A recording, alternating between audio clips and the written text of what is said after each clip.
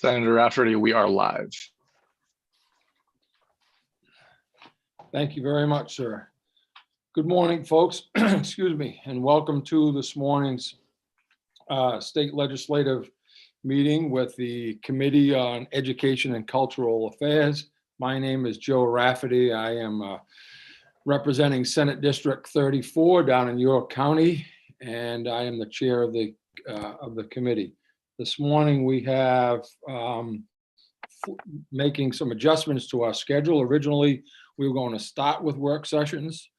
However, due to commitment by our commissioner in terms of time, we're going to move to the GEA report here momentarily. Prior to doing so, I'm just going to give an opportunity for my committee members to introduce themselves. I'll begin with Representative Brennan. Thank you, Senator Rafferty. Good morning. My name is Michael Brennan. I represent District 36, which is part of Portland. Thank you. And excuse me, Senator Woodson. Good morning, Dave Woodson, District 33 in York County. Thank you. And Representative Dodge. Thank you, Mr. Chair. My name is Jan Dodge. I represent House District 97, which is Belfast, Northport, and Waldo. Good morning, all. Thank you. Representative Lyman. Good morning.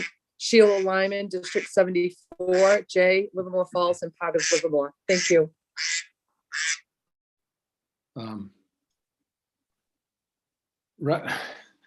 Representative McRae.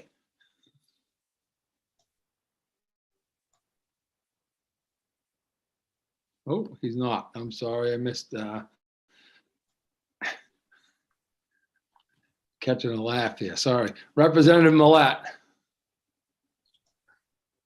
Hi, good morning, everyone. I'm Representative Rebecca Millett. I represent House District 30, which is most of Cape Elizabeth, and I've got to get that duck for my phone. Thank you. I'm going to back up a moment. Senator Daughtry, please.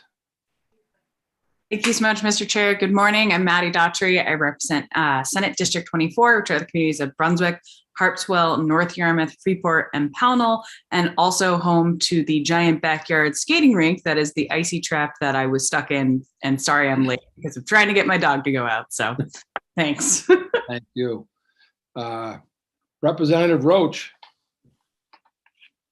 Good morning, everyone. Representative Tim Roach, District 7 Wells, and we always know we're in Maine when Sheila is hidden by antlers behind her head and duck calls going off. So, Representative Salisbury. Good morning. I am Sue Salisbury, and I represent House District 35, which is part of Westbrook. Thank you. Representative Sampson. Good morning, everyone. I just have to say, Sheila, if you just kept a poker face, no one would have known that you were the one quacking us all up. Anyway, I'm Heidi Sampson, representing House District 21, Alfred, Limerick, Shapley, Newfield, and Parsonsfield. That could have been my backyard, by the way. Representative Stearns. Good morning. My name is Paul Stearns. I represent House District 119 in Piscataquis County. Okay, and I feel, oh yes, I did. Representative McRae. Yeah, thank you very much, Mr. Chair. You probably called on me earlier. My internet is very unstable, so I was off, then I came back on. I'm Dave McRae. I represent District 148 up in the county. I live in Port Fairfield. Good morning. Good morning, and thank you very much. Folks also working with us this morning will be, excuse me, our clerk, Eli Murphy, and Eli will help you as you transition, should you be asked to come in or come out of committee. And we also have our analyst, Hillary Risler, will be working with us, especially when it comes time to the work session. And at this time, I'd like to introduce Commissioner Macon from the Department of Education. And Commissioner of Education will be here this morning. As she transition in, we're going to go through the GEA report.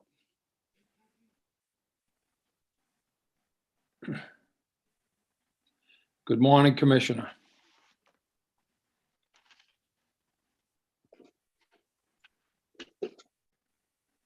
Good morning, Commissioner.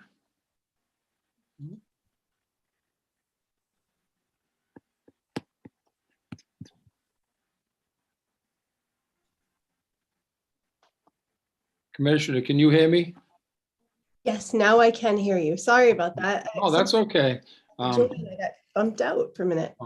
Thank you, and we're very happy to hear you, have you join us this morning. And before I give you an opportunity, or before I give you the floor, I just want to publicly thank you and the entire department. I know that the last couple of years have been very challenging. COVID has had a huge impact on our educational system. And I just want to thank you for your leadership through that and all the work and efforts that this has brought upon both you and your department. It's commendable that you're able to continue to work through it. So thank you for that.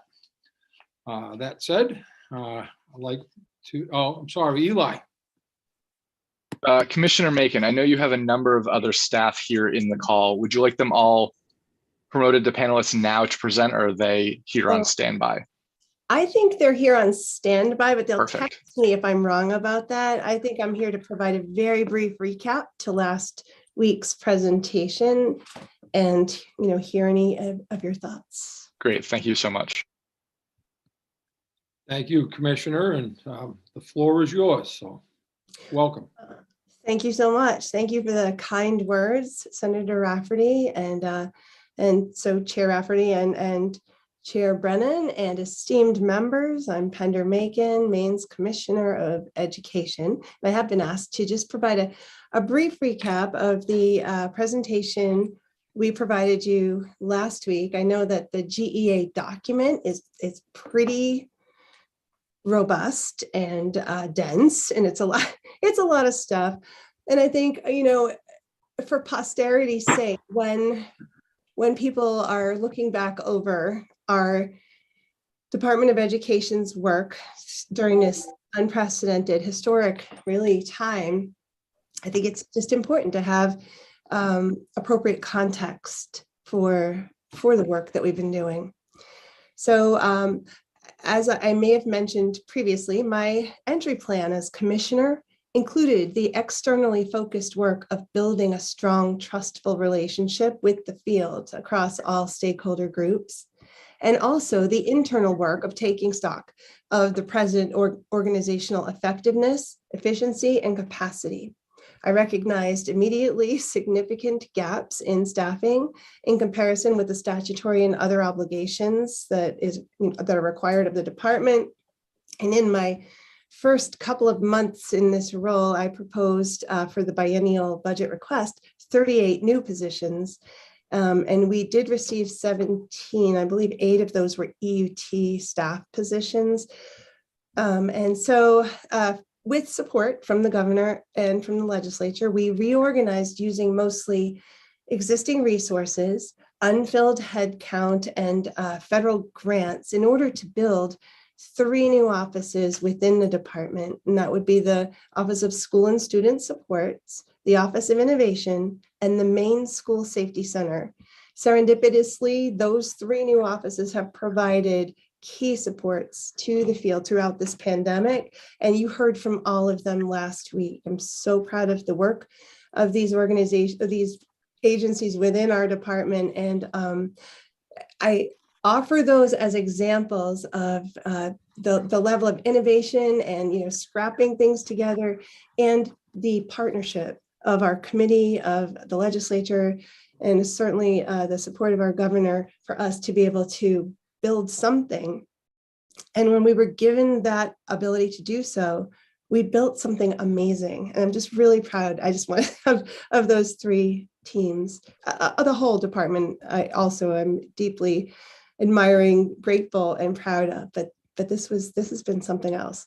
Also, during that first year, we identified additional internal gaps and redundancies across the department, and we developed a strategic plan to increase our effectiveness and efficiencies. And then COVID hit. That was the end of our first year. And I would say for the following 2 years, our entire administration and our work as a department has been fully characterized by our response and recovery efforts. And the pandemic has permeated every aspect of what we've been doing. I'm proud to tell you that we were among the first states to secure student nutrition waivers to ensure that schools were able to flexibly provide healthy meals statewide when that initial shutdown happened.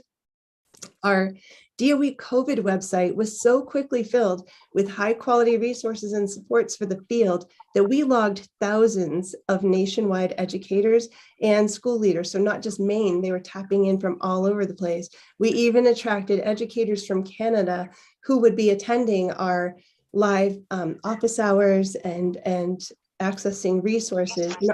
Our website was also referenced in a New York Times article as an excellent resource nationwide during those very earliest days in March 2020. In addition to the information you would expect to find on such a page, there were these links to daily live office hours, webinars, teaching teachers how to set up suddenly a remote learning environment, where to find resources, social, emotional learning resources, and also self-care, mental health for educators and for families who were suddenly absorbing the shock of the loss of all normalcy and the responsibility of caring for kids who were learning at home all of a sudden.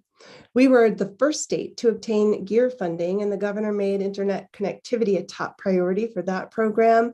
Within the earliest weeks, we were able to meet 100% of the reported needs of disconnected students and staff.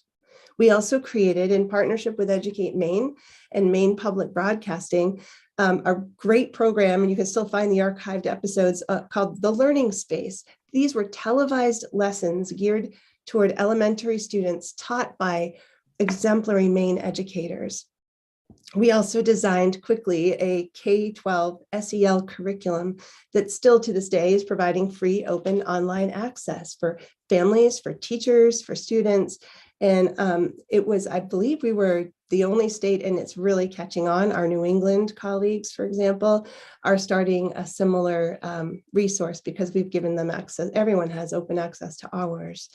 We also designed Moose, and that was the Maine online opportunities for sustained education.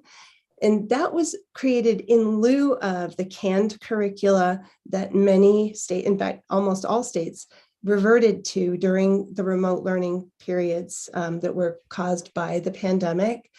Instead of offering just a one-size-fits-all prefab curriculum, we had Maine educators working with the Maine learning results, our own learning standards, to design project-based interdisciplinary instructional units and modules that kids and family members and also educators were able to access fairly autonomously. And these activities encouraged students to learn a few things, get some directions, step away from the computer and do something real, bring it back. And so it was vastly and qualitatively different from what was being offered across the nation in those, click-through types of curricula. Our team also successfully applied for all of the school-related emergency relief grants available, making hundreds of millions of dollars in allocations swiftly available to schools. When a highly competitive additional federal grant was made available, I know that my colleagues across New England were all saying there's no way, nobody had capacity or the desire at that point to engage in the additional heavy work of writing a comprehensive grant application, but our team did, and we were one of just a handful granted the funding under the innovative project, and we got $16 million additional dollars that currently support courses and trainings for school staff in such topics as design thinking and innovation engineering. The REV project is on track to put Maine at the forefront of the nation as a state that promotes research and development by actual practitioners in the field of education. Pilot programs designed by many of these educators are already up and running across the state, and a growing cohort of innovative educators are forming a network of high-quality professional practice. We were the only state to design an allocation process to provide schools with CRF funding to address critical needs like ventilation upgrades, additional staffing, technology, additional PPE. And speaking of PPE, we provided comprehensive PPE for all schools. We did the procurement, the delivery, and many schools are continuing to use the products because we were able to deliver more than 15 million articles across the state during that emergency time. We also were able to leverage the strong relationships that we had invested in early on in that first year to develop a team comprised of the leaders of the education organizations representing the field. So MEA and MPA and the superintendent's group and the school boards group. And we eventually expanded to include the associations representing the curriculum leaders, business office administrators, and CTE directors. And this team has remained, a key advisory group for all of our work and throughout. And the level of communication, direct, clear communication from the field to us through this group and from us to the field through this group has been described by many in the field as being, a key support, transformational, never have had such a presence is what we've heard. Like the Department of Education has been uniquely present, available, and supportive to the field throughout this pandemic. And some of these wonderful, warm accolades are coming from people who are not necessarily in love with every decision that has been made or every initiative or requirement that has befallen schools. But in spite of that, they feel that they have trust, that they know that we are with them and we're present for them, and that we have made every possible effort to ensure that the necessary resources and information get into their hands as soon as possible.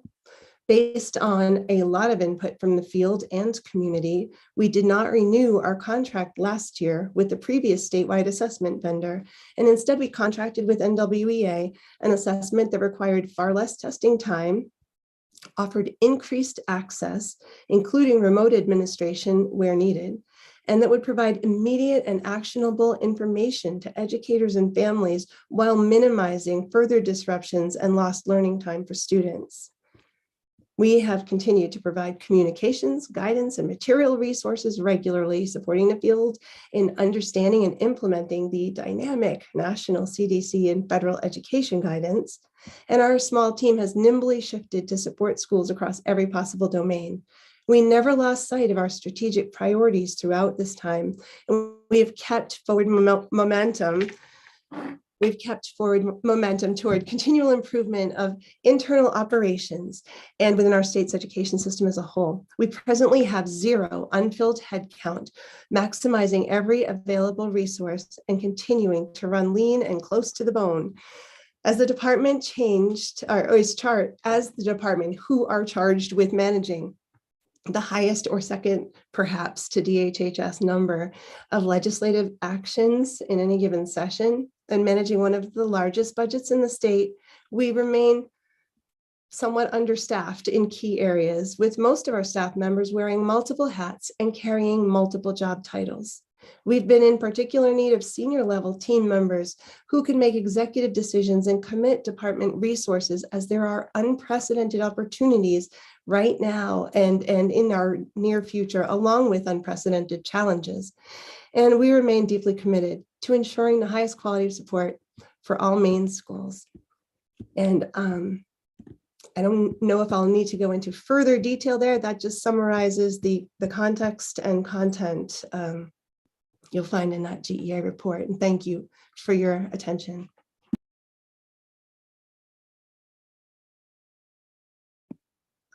Thank you very much, Commissioner. No, it was excellent. We tried to promise to keep you brief, but I'll open for a few questions. Senator Woodson. Thank you and welcome, Commissioner Macon. Could you elaborate a little more on the senior staff shortage? In what areas? Is that appropriate at this time? Sure. I mean, there are just a small handful of us, 2 or 3 of us, who are imbued with the authority to make very high-level decisions and to commit resources of the department. And we are stretched beyond human capacity. By the way, let me just preface this by saying I don't want to come across as whiny. I am honored every minute that I get to do this job. I am deeply grateful for the opportunity to support public education the way that I get to do. So don't take this as, oh, poor me. I'm just saying there are 3 or 4 of us who haven't had 2 days off in a row since Christmas of 2019, I think. And that's fine. We love it. We eat, sleep, breathe, and love this work. But there also are, Senator Woodsum, there are probably 5 or 6 exciting ideas or opportunities that come my way on any given day. And I look around to who can I hand this one to so that we don't let it go by.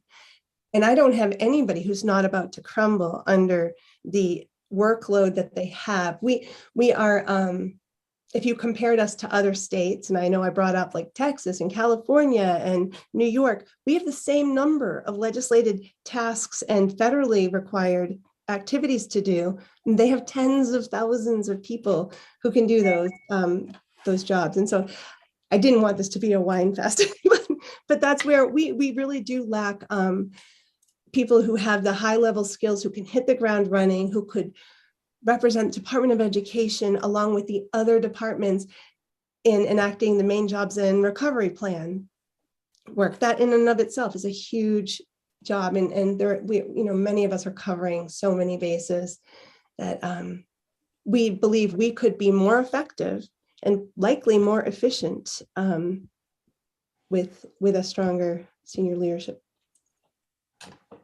Okay, thank you very much for the overview.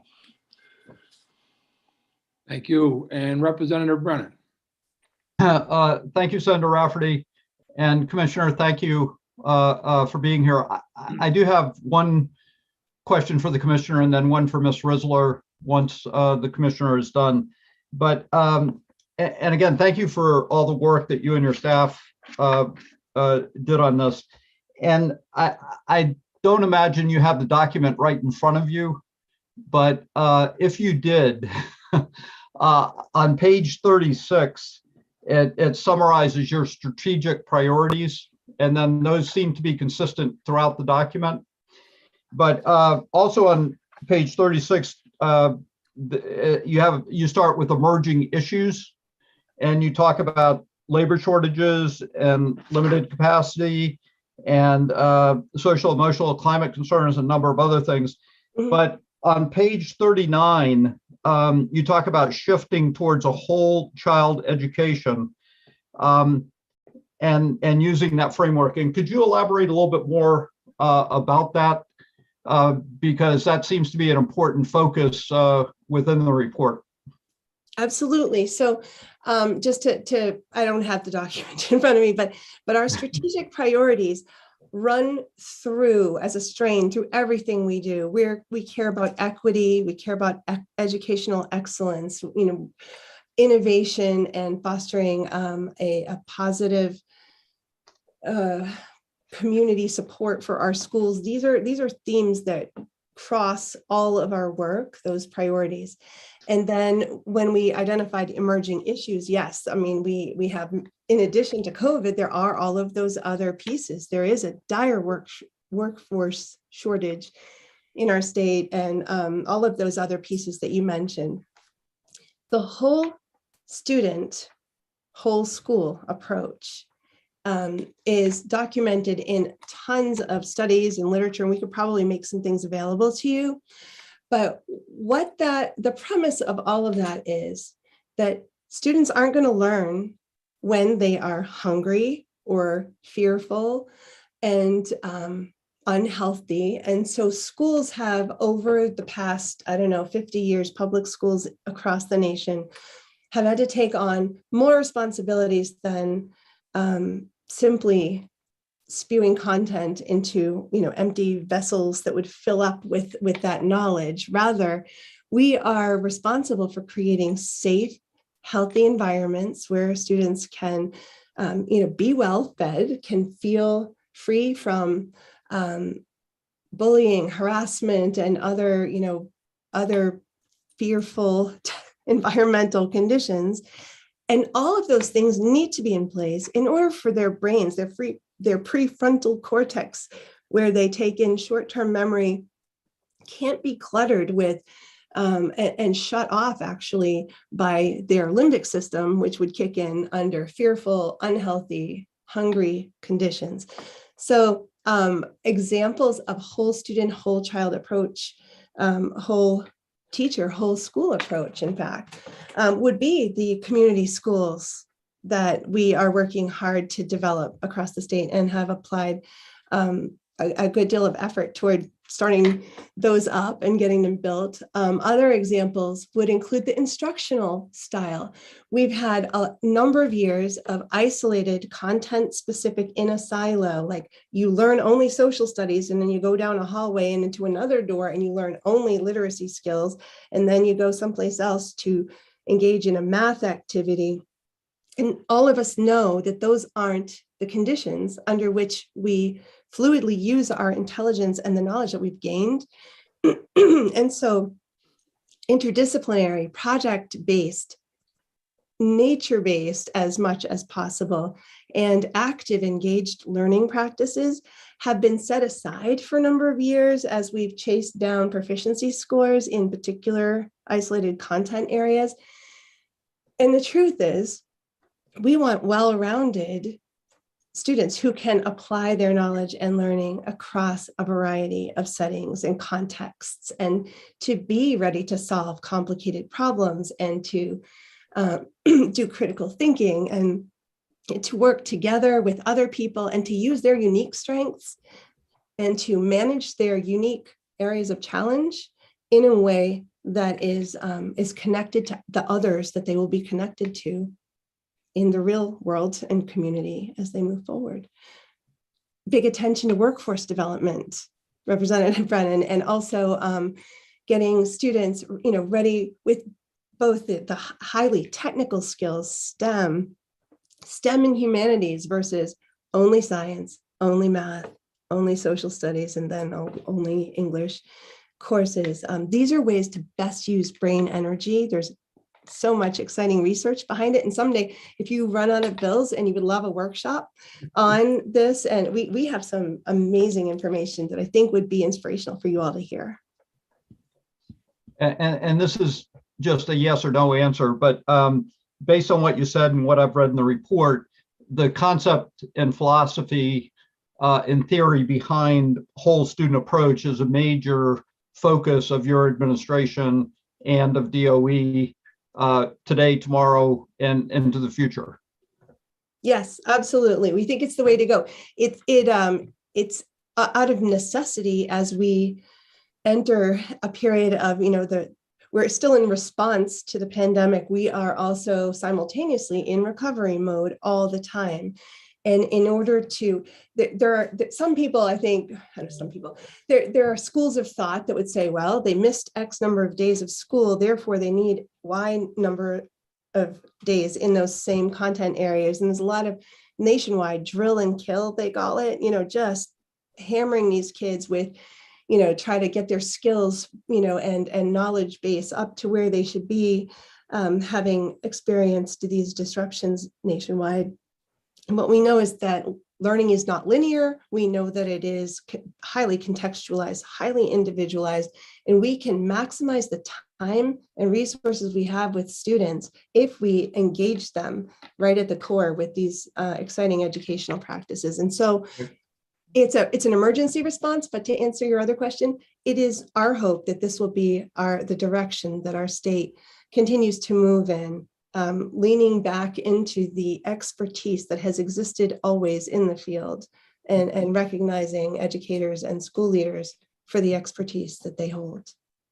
Thank you. I appreciate that. Now it would be helpful as we move forward with our work to understand kind of the conceptual framework that you're working from. So thank you. I appreciate that.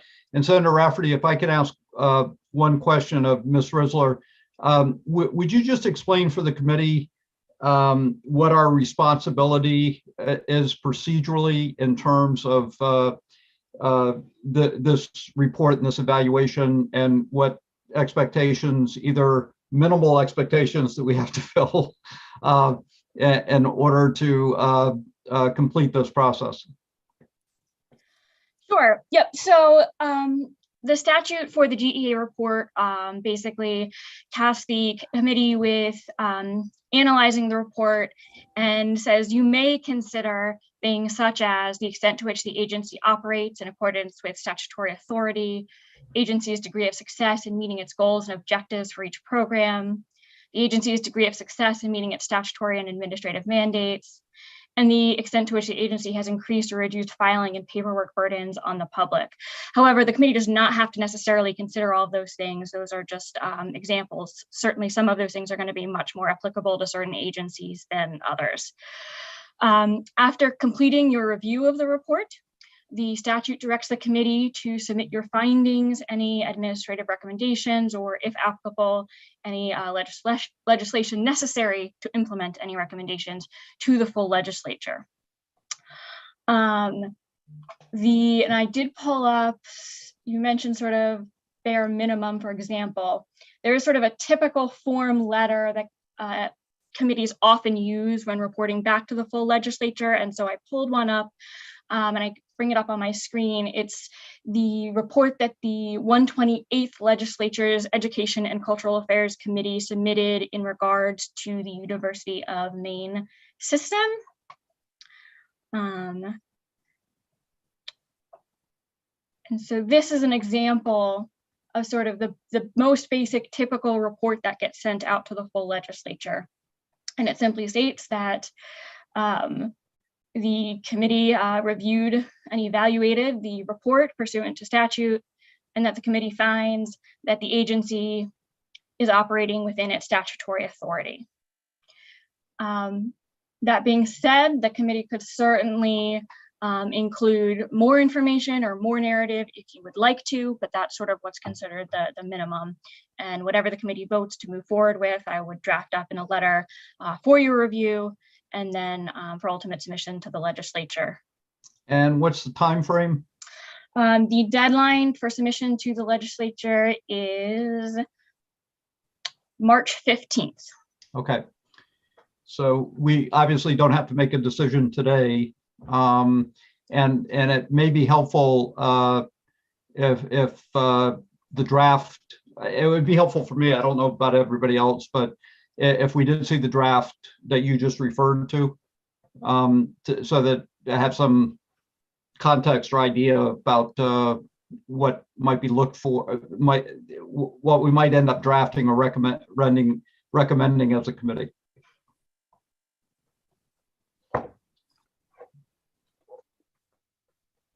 Thank you. So that was March 15th, you said, Hillary, was the due date? So do you want me to just pull together a draft just with that basic framework for now for the committee to sort of review and talk about? Okay. I think that'd be helpful for a first start. Sure. Yeah. Thank you. Representative Millette. Thank you, Mr. Chair. Good morning, Commissioner Macon.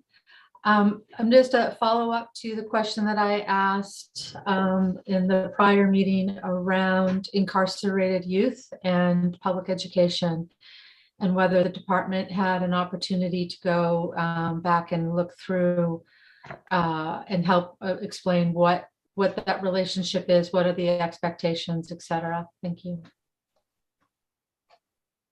I'm jumping on my text because somebody in the invisible world here that's with us on my team will have that information, I believe. Thank you. I know that there was back and forth a while ago. It used to be that the Department of Education oversaw the school at Long Creek. And then I'm going to say maybe around in the 2013-14 era, that responsibility transferred to DOC. And I am hopeful that, Hillary, I don't know who you see in there. Is it JC, Chelsea? Commissioner, I'll just say that I remember similarly, but my hope would be that there was some sort of oversight that was still retained from the Department of Education. So that's kind of what I'm trying to get a better handle of. And hopefully there is. And if so, what does that look like? And if there isn't, I think maybe we have something we need to chat about. I think that's a fair assessment. I can tell you that I used to be a member of the Juvenile Justice Advisory Group, and that I have a designee who regularly attends all of those meetings and stays on top of the situation with respect to our state's overall juvenile justice landscape. And Chelsea says we don't. We are going to have to get back to you with the specific answer to your question. I'm so sorry we didn't have that. Thank you. I am not seeing any other questions at this time. Oh, hand up, Representative Dodge. Thank you, Mr. Chair. My question is not for Commissioner Macon. My question/comment is, could our first draft of our letter to the legislature please include some commendations for the work that the Department of Ed has done over these last couple of years? I think we would be remiss without some extra kudos words and as appropriate, please. Thank you. Thank you. Since we're not actually, if I may, Senator, since we're not actually voting at this time, can I just sort of see a nod of heads if people are comfortable with me starting to draft it that way? Certainly the committee at some point will vote on it, and that would be the official version, but nods of heads are good for now. Thank you. Thank you. Yes, we will have that discussion before anything's finalized, so appreciate it. I'm not seeing any additional hands up, so I just want to thank you, Commissioner, for being here this morning, and please pass along our thanks and appreciation for your department members. Again, we know that it's been certainly probably the most challenging years in education that I've only been here for about 45 years, so, but I don't remember anything like this. And so, you folks have come through it. I think Maine is still in a good place. And as you said, there's been a lot of great things that have happened within our state, but under the department's efforts and your leadership. So thank you all very much, and you have a great day. Thank you so much. Folks, I'm going to move into work sessions shortly. I just want to I see that Representative Crockett has joined us. I'm going to give him an opportunity to introduce himself. Well, thank you, Mr. Chair, and apologies for being running a little late with conflicting meetings this morning. Ed Crockett, District 43, which is part of Portland and part of Falmouth. Thank you, sir. Folks, so we're going to transition from our committee reports from the Department of Ed to work session as far as some LDs. And the work sessions this morning will be relative to LD 1845, 1389, and 1802. So please keep in mind that as we do get into these work sessions, there may be opportunity or a request from committee members to receive some information from attendees in the event that does take place. There is a transitioning time, and Eli will do his best to find and have you folks join our meeting. But otherwise, the work will take place within the committee itself, and we'll call on people as needed as we go through those bills. So first, LD that we want to discuss this morning would be LD 1845, and that I will actually read that as it's titled, an act to amend the education statutes. And I'll call upon Ms. Risler to give us a breakdown of her findings. So Sure. I'm sorry. I just want to open that hearing on the, open the work session on LD 1845 if I didn't officially do so. So thank you. Go ahead, Hillary. So this bill is, I did a bill analysis that's slightly different than I would normally do. So if it works for the committee, I will just sort of pull up my actual bill analysis, go briefly through that. And then what we'll probably do is transition over to that other chart that I made. And I know members from the department are here to try to explain some of those sections a little bit more. And we can sort of dig into that more substantively. But I will start. As Senator Rafferty mentioned, this is LT 1845, which is an act to amend the education statutes. Although sponsored by Representative Brennan, it actually was submitted by the Department of Education. The bill makes a number of changes to the law governing primary and secondary education. It changes the name of and references the restructuring schools to innovative schools. It updates a reference to the early learning and development standards established by the Department of Education and Department of Health and Human Services. We'll talk about this again a little bit more, but the intent from the department was to reference the department's MELD standards. It removes some outdated Braille form to align with current practice and clarifies the definition of Braille. It changes or amends the general requirements for secondary school programs to make clear distinctions between those requirements necessary for a diploma, for the provision of a comprehensive program of instruction, and the main learning results, and provides consistency in the requirement that a high school diploma must include a 4-year program, and that the comprehensive program must also be 4 years, not a minimum of 2 years. It updates a reference to the federal Every Student Succeeds Act. It includes CTE regions in any provision of law regarding the provision of state subsidy. And as you heard at the public hearing, the department funds CTE regions differently with a monthly subsidy, the same way they do with the school administrative units. They testified that the intent there was to treat the CTE regions the same as SAUs in regards to the requirements, data, and penalties regarding the state subsidy. It amends provisions of law relating to all those transition percentages of time based on the time when the state share percentage was not at 55%, and provides that the target state share percentage is 55% and sets the full value education mill rate as the amount necessary to result in a 45% statewide local total share. It removes language requiring SAUs to submit a plan for approval for the use of EPS targeted funds. And then it removes a lot of outdated language, including in regards to bus purchase costs and the bus refurbishing program. Removes language regarding to subsidy for statewide contract purchases, removes language regarding the calculation of the system administration, removes some outdated provisions regarding administrative space leases, calculation of property fiscal capacity, pupil component costs, and school unit operating allocations. And then it also does remove references to small scale school construction projects, although you heard from the department at the public hearing that they testified that the inclusion of these sections was an error and they were not intending to make those changes or make that repeal.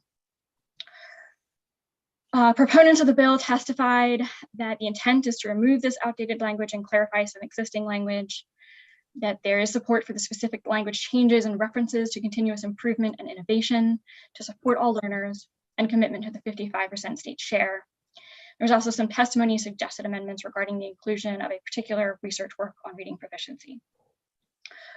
There was testimony in opposition to the bill, that the bill is not simply a routine housekeeping bill and makes wholesale changes to the public education system in the state, that rather than being put forward as an omnibus bill, each piece should be broken into separate smaller bills so they may be debated in committee and on the floor accordingly. And you received some written testimony from Representative Andrews, and I just cited to put a link to his testimony here for the specific examples that he gave. You did not hear any testimony neither for nor against, and we do not have any sort of preliminary fiscal impact statement at this time. So I know I went through that really quickly, but I went through it quickly with the expectation we'd probably dig into it deeper through that chart. A couple quick notes on the chart before we dig in. I tried to include some of the testimony that the department had made at the public hearing, as well as some of the additional information they provided through their question and answer document. Did summarize in a few places. I was trying to keep it as somewhat manageable length. I also grouped, rather than by numerically by section, I tried to group those in similar topics so that we could focus on them as much as we could. I know that the department also, in their question answer response document, noted a few places where what they had submitted to the revisor's office wasn't exactly what they had come out of the revisor's office. And when we get to those sections, I can talk a little bit about how that can happen and what tweaks you might be able to make. I think sometimes drafting is like whisper down the lane, where you have someone who says what they want, and then someone has to draft it and they think they know what you want. And so sometimes it can come out looking completely different than expected. And sometimes that's because that's required by the way we draft statutes here in Maine. And sometimes there's a different way of doing that. And we can work through some of that today. I do want to make sure everyone knows and is aware, though, I talk a lot about department intent when we go through this bill. What comes out of committee whenever you take that vote, of course, what matters is this committee's intent. To the extent that overlaps with the DOE's intent, I'm happy to work with them to figure out some final language. But of course, what I'm ultimately trying to do is make sure it matches your intent. So if there are questions on some of those tweaks and the language changes that are pretty technical, remember that you'll certainly be able to review those again before anything gets reported out. Thank you, Hillary, for that and that clarification as well. So, folks, do I have any questions at this time? Yes, Representative Sampson. Mr. Chair. So I guess, can we just, do we want to do this? And I'll ask Hillary, can I just approach any of the topics, or do we want to go section by section, or how do you want to do this? I just have, I think, 4 points that I want to make, or questions that are sort of points. I defer to the chairs as to how you would like to go through. We can either go, if you know particular areas where there are issues, you want to start with those, or we can just go through it in order. And as you, I'm happy to let you do that, but just if you can give us a heads up so we can catch up to where you're at. Yeah, that's fine. I can tell you where the sections, and I had a meeting to ask some of these questions yesterday with the department. So I may ask just to queue up Joanne Allen if she could be prepared to answer a question for me. So it's in section 2, number 2. Just give you a minute. It's in line 5. I would request that Department of Health and Human Services be removed from this section and just have it be established by the Department of Education and is appropriate for the age and development level of children. That would be my first comment, request, suggestion.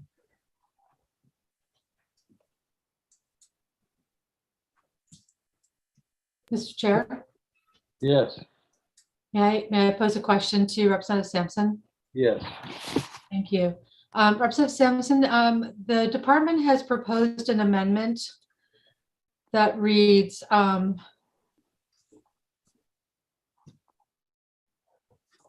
sorry. So they're still leaving in that new language.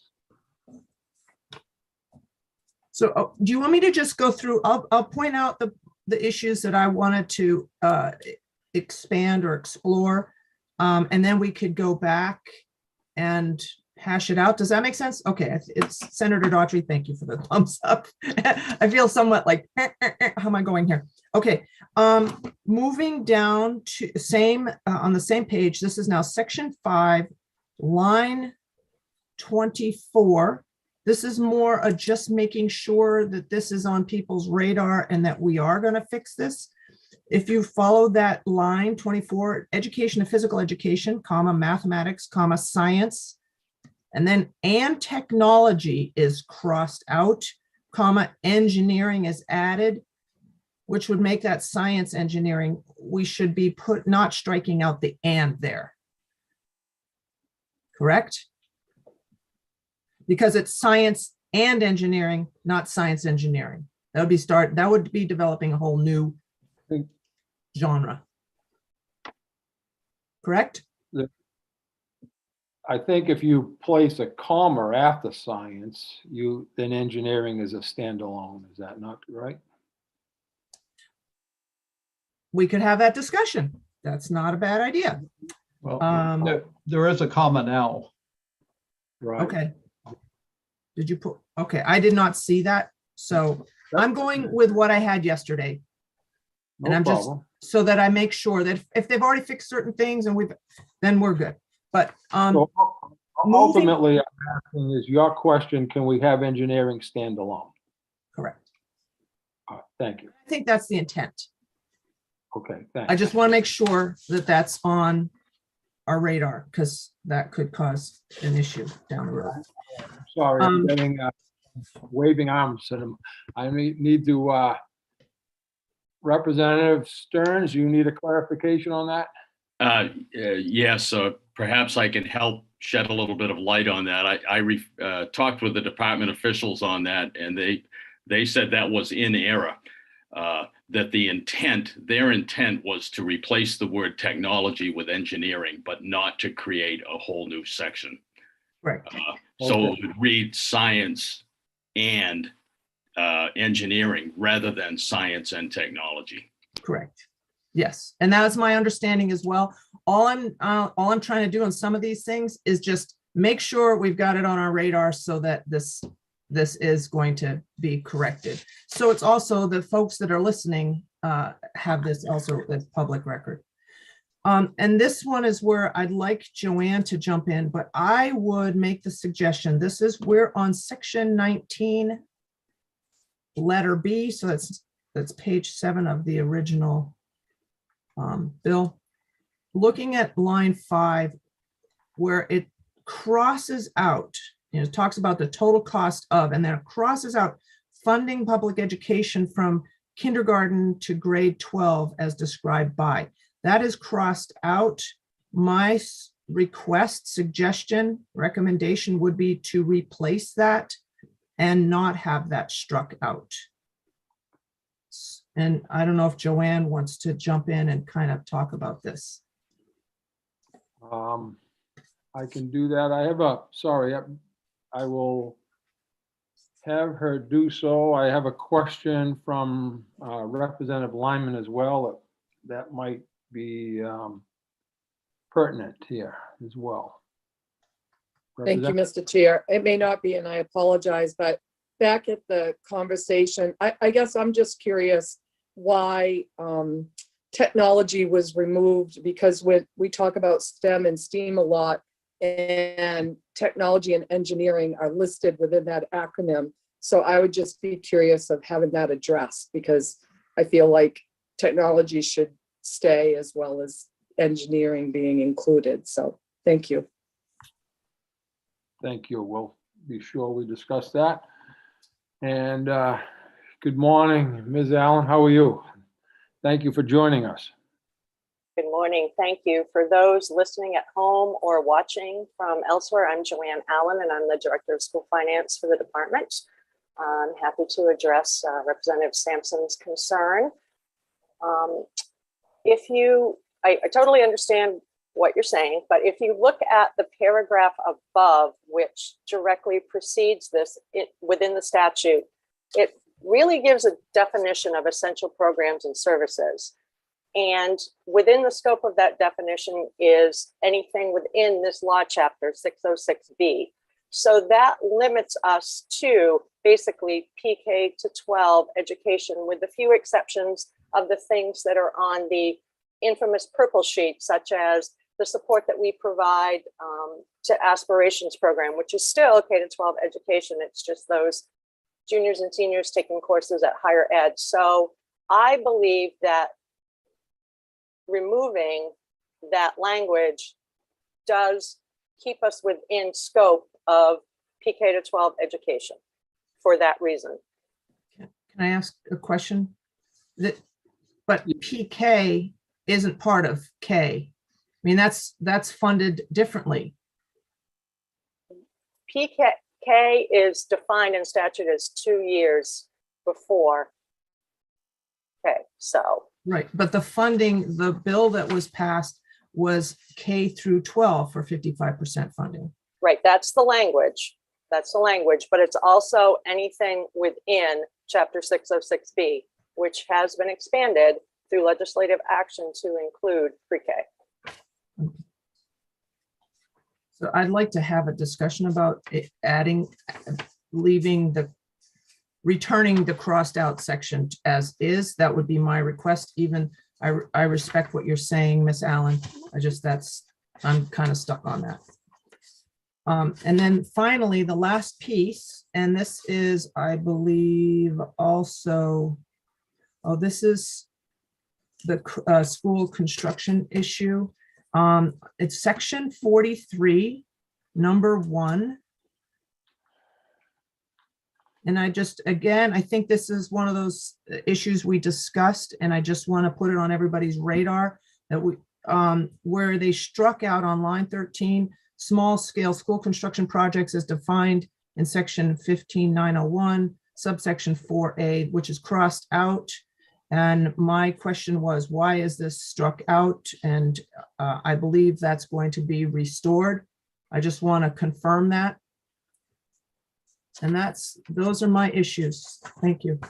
Thank you. And folks, I'm sorry if your hands are going up. I'm not ignoring you. I'm trying to read and look at the screen at the same time. So Representative Stearns, followed by Representative Millette, please.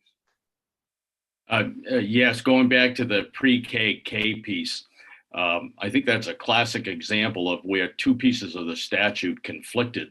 The legislature brought pre-K funding into the EPS formula. And for us, the department's looking to remove the part of the statute that refers to K-12 because it's obsolete. And for us to change that would take a separate act in which we would be removing pre-K from the funding formula. And the intent of that section of this bill is to just make sure that there is not conflicting language in two different parts of the statute. So I don't know if that helps or not, but if we were to change that language, we're supporting conflicting language in two different parts of the funding statute.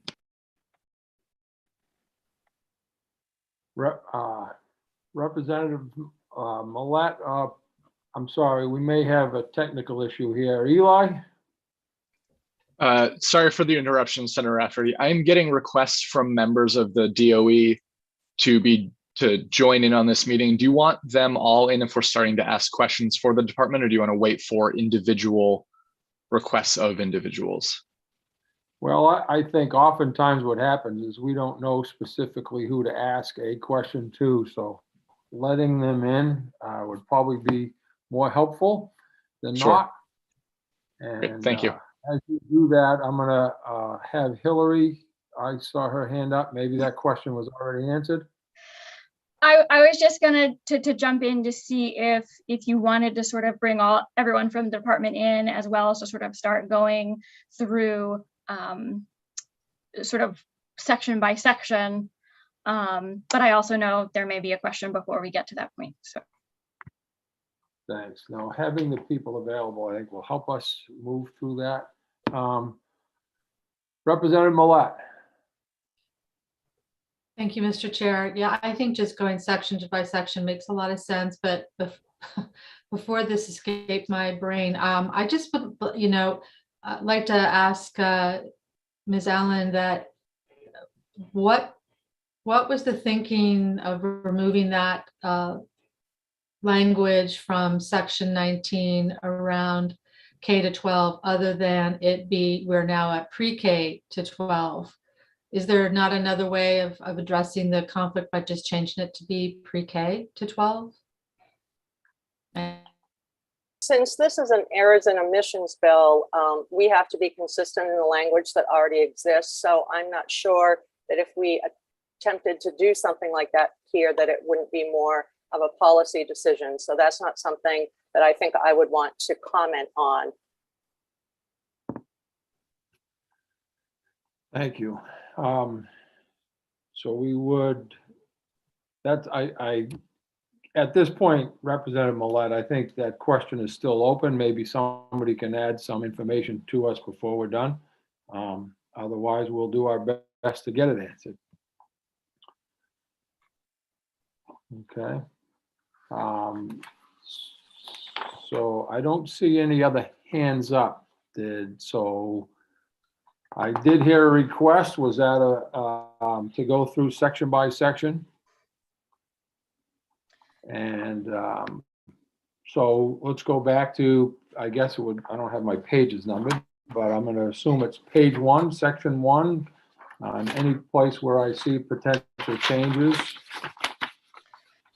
Sure. So if it works for the committee, what I will do is bring up the chart on my screen, just quickly give the information that I have, and then I'll pull it back down so that you can discuss any parts of it. If we get into the weeds about lines or anything like that, you know, page number, line number, I will also have the full bill available to pull up on the screen as well, because those line numbers are not in my document.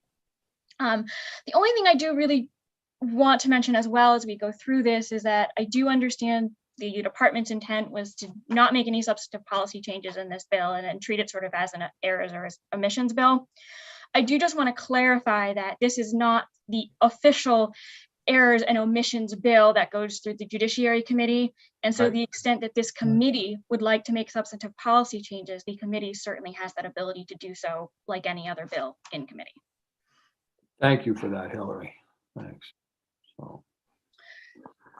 All right, so starting with section 1 of the bill. This is the section that replaces the references to restructuring public schools to instead include public school innovation.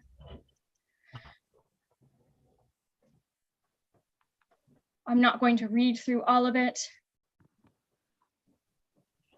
but I will. I don't see, actually, I'm sorry. Representative Stearns, did you have a question on that page?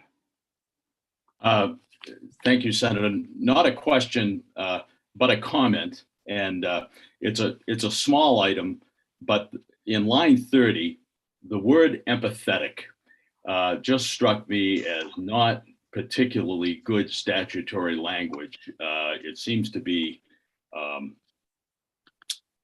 a bit flowery, if you will, and I like the idea of the understanding of various roles, but I would have the committee consider that, again, a small piece, but it just struck me as not particularly good language for a statute of this nature. So I'm trying to create a consideration list, and I will add that to it. Thank you. Representative Sampson. Thank you, sir.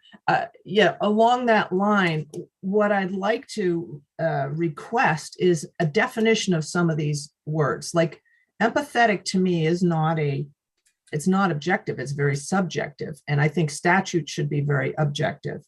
And could we have definitions like innovation? What exactly does that mean in the context of this language? What does empathetic mean? And as we go along, if there are other words, I think those are the two that I remember thinking, I'd like to see an actual definition of those words. Thank you. Well, I mean, that said, I mean, in my lifetime, I've heard the word innovation used a lot around education, and Mr. Chair, there is a definition. So if you go to the paragraph 1, school innovation, for the purposes of this section, the term school innovation means the process by which, and then it follows. So I believe that is actually captured in the proposed language. So the language left for consideration at this point is still the word empathetic. I'm just trying to compile a list here, so thank you. Representative Millet, did you have a question? Oh, okay, thanks. I just have to say thank you, Representative Millet, for drawing my attention to that. I thank you. All right, I'm going to ask that we move to, I'm doing it by page. Is that, we've gone down through. We're into basically waiver of rules for school lunch, which starts on 1 and goes through page 2. So that section is simply making the same change regarding moving, instead of restructuring schools, to using innovative schools. Thank you. And that is, and then we'll, all right. I see that's carried down through section 3. All right. Any questions on that? We're going to move to page 3. Start at the top. It's with the word curriculum requirements. Representative Lyman. Yeah, I did have a question on line 14 on page 2. Wondering, I guess I just need a little bit more understanding of why that line, letter E, was deleted, establishing a working relationship with professional development with an institution of higher education. I don't understand why that's deleted. Is there a person from the department that can help us with that question?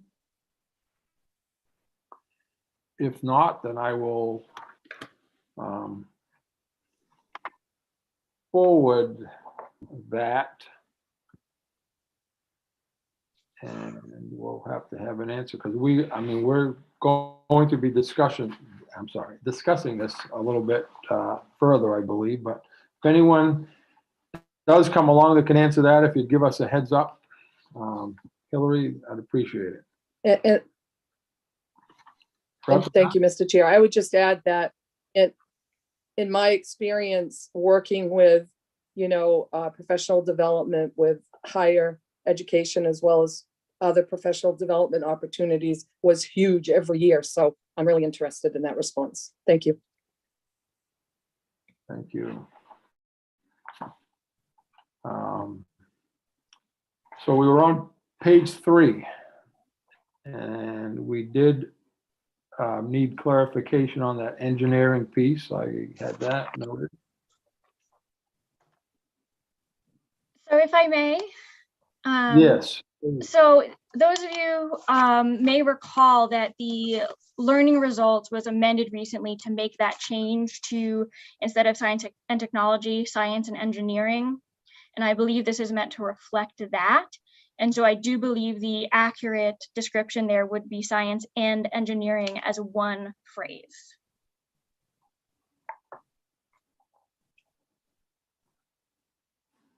Thank you. So, yeah, it would just replace just the word technology with just the word engineering. The comma would be afterwards.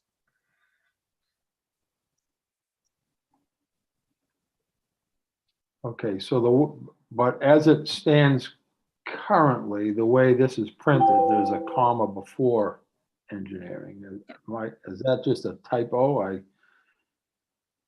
Yes, as I mentioned, anytime you're doing drafting, you may not understand the exact change that was needed. And so this is one case where I think the drafter thought that these were meant to be separate terms, when in fact they're meant to be a single phrase because they're actually coming out of that department rule specifically. Thanks for your clarification there. Representative Millet. Thank you, Mr. Chair. I think we skipped over section 2, which Representative Sampson had raised a question about, so we'll need to go back to that.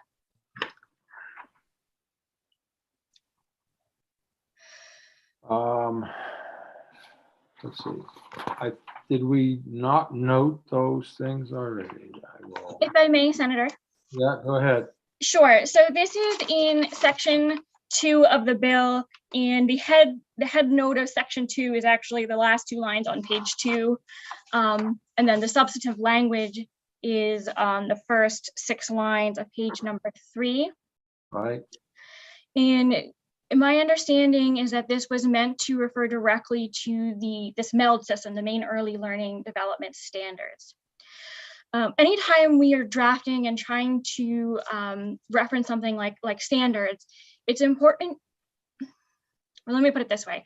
Anytime you're drafting, you're trying to make sure that this reads and makes sense not only today, but also in 5 years or 10 years or 20 years.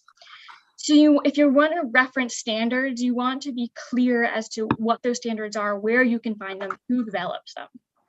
So I think what happened here is they misunderstood, or perhaps someone misunderstood exactly what standards were needed, and whether it's simply putting those standards developed by the department, or whether it's referencing standards developed pursuant to a particular rule. You just want that sort of anchor so that someone who's reading this who doesn't necessarily know could go actually and find those standards, since they're not laid out in the statute itself.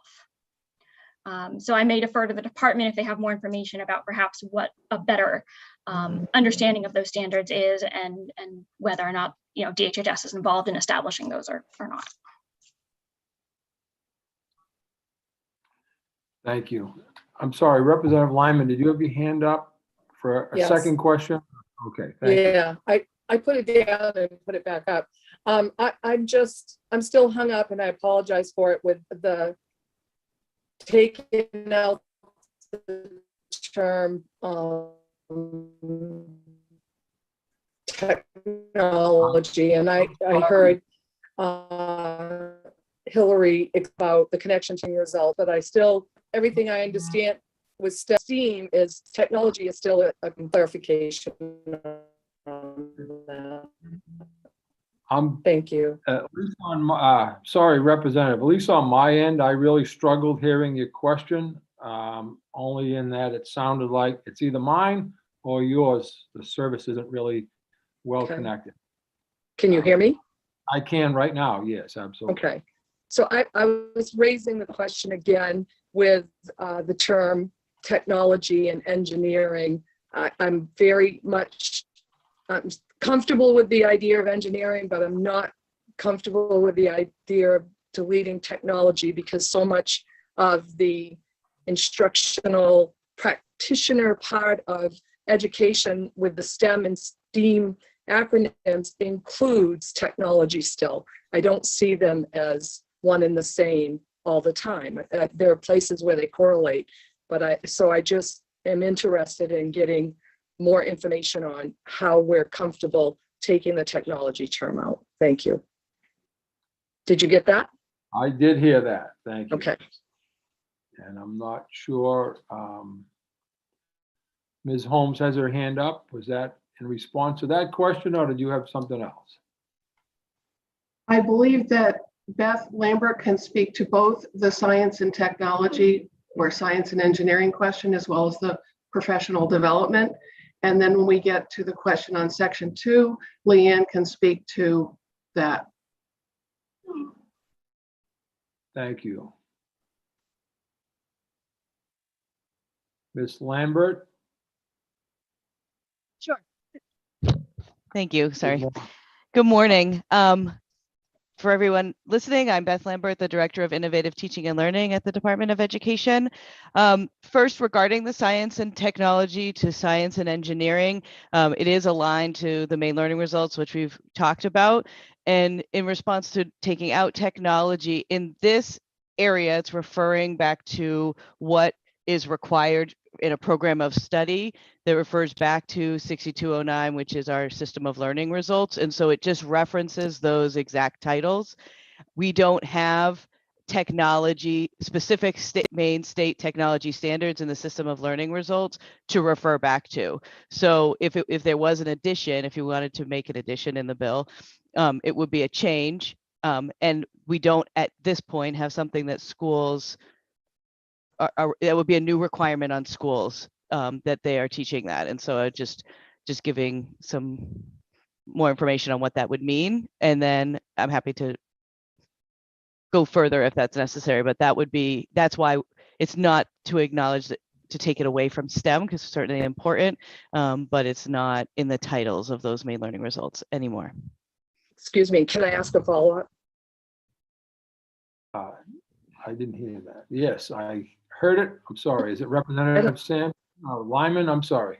Yeah, I would just like to ask a follow-up to that. Thank you for your response. But are you saying that technology education isn't part of the expectation of curriculum? I guess I wasn't sure where you were going with that. Mr. Chair, if I may just interject a little committee history here, that this work was brought to us by the technology and science and engineering folks. This was their request that we made these changes. We had extensive conversations in committee around this change, but it was done at the behest of the educators in this area. They thought that this better aligned with the work in their subject matter than what had been in place. I think Ms. Risler could likely find the bill. I don't expect it to be now, but she is miraculous, so she probably is already working on it from that session where we made all these changes. And you can see the testimony of the folks that came before us to kind of help provide the foundation for these changes. So just wanted to interject that here. And thank you, Representative Millett. It still raises the question for me in the district that I worked with. We had a lot of money invested in technology education. So that's why I'm pushing back on this, because it was a huge part of what we did educationally for children. Thank you.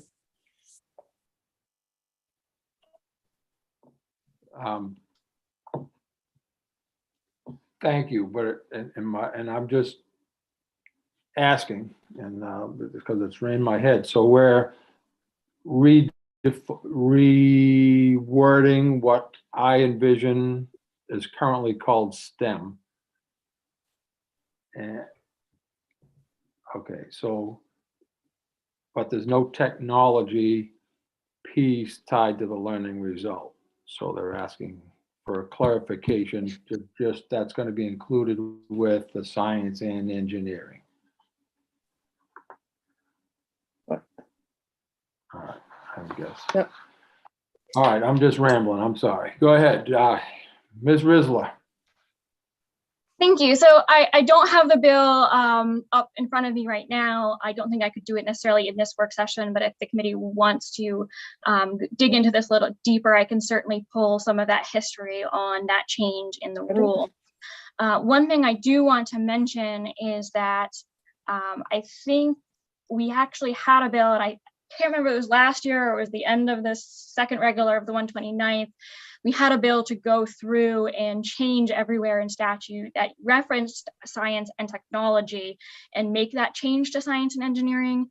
And I don't think that bill ever finally passed. So there are currently other places in statute that include the science and technology language. And if the committee does want to move forward with this change to align with the current rule, there are maybe a few other places in statute that are not yet in this bill that would also need to be amended. But again, I can also get some of that background information for the committee before you make that decision if you would like it. Thank you for that. Yes. All right.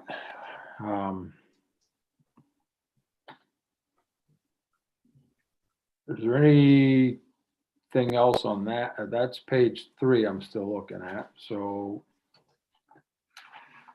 anything else there?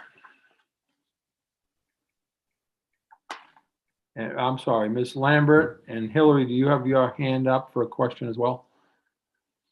I was just going to mention the only other thing on that page is the regarding Braille, and I just wanted to make sure there were no questions or concerns about that proposed change. All right. Ms. Lambert?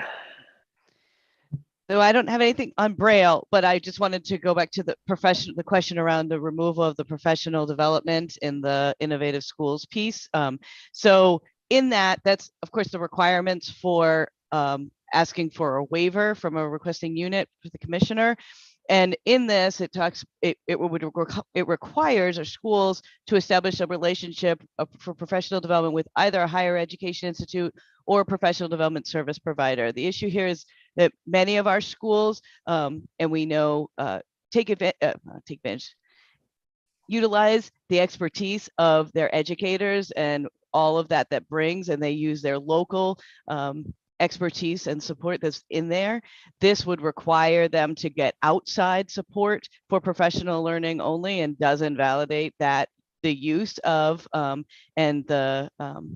and really give that expertise to the local educators who have been doing this and sharing this and building that capacity that way. And so in this case, as we look through this, it seemed unnecessary and to create additional barriers for our schools in getting this when they were getting professional development for what they needed. So to clarify, professional development's still going on, and that this proposal wouldn't prevent me from seeking outside resources, but it allows me to use inside resources. Correct. With E in there, it would require you to seek outside and not allow inside. Thank you for that. Thank you. Representative Sampson. Thank you, Mr. Chair. I just wanted to give Ms. Larson a chance to address number 2, section 2, number 2, the curriculum requirements, and line 5, where it talks about the Department of Health and Human Services, which was the issue that I initially rose. I have that starred. Thank you. Ms. Larson. Good Thank morning, you for everyone. being here. Appreciate your help with this. No problem. Good morning, everyone. For those of you who are listening, I'm Leanne Larson, and I'm the coordinator for the early learning team in the Department of Education. So the department's intention in revising the language in that section was just to update the current title of the guidance document that's pointed to there. In its original title, when it was developed in 2005, it was referred to as the Early Learning Guidelines. And then in the update that was done in 2015, it was retitled to be Maine's Early Learning and Development Standards. And so we wanted to make certain that we are pointing to the correct edition of that guidance document. The revisor's office, as Hillary mentioned, added the language about health and human services. That is probably because this is a guidance document that is developed jointly between the Department of Education and the Department of Health and Human Services, as well as many stakeholders who work with children across the state in the age span between 3 and 5. But for the purposes of our statute, it's the Department of Ed's responsibility for the connection of the MELD, or the Maine Early Learning and Development Standards, back to informing our public preschool program standards.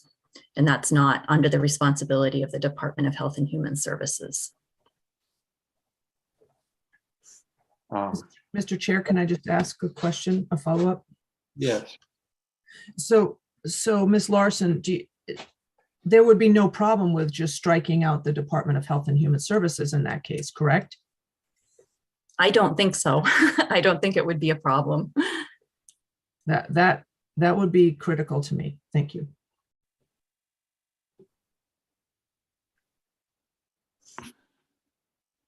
I will add that to our list for clarification, just to be sure. Thank you.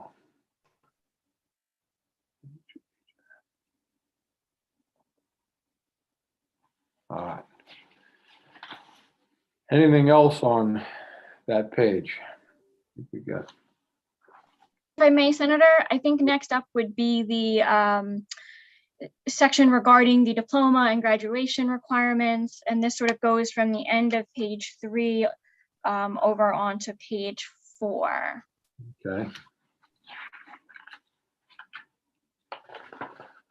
Not seeing any questions there. So I do believe the Department of Education provided a pretty lengthy explanation in their question and answer document about trying to create some consistency between, it should be a 4-year requirement throughout, as well as distinguishing between sort of the difference of comprehensive program and instruction, what's actually required for a diploma, and what's actually required by the learning results. That may have answered all of your questions, but just want to make sure. Thank you. All right. Okay. I'm not seeing any hands, Hillary, if we want to move to the next section.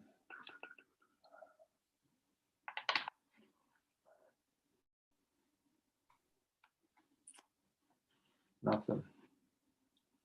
All right.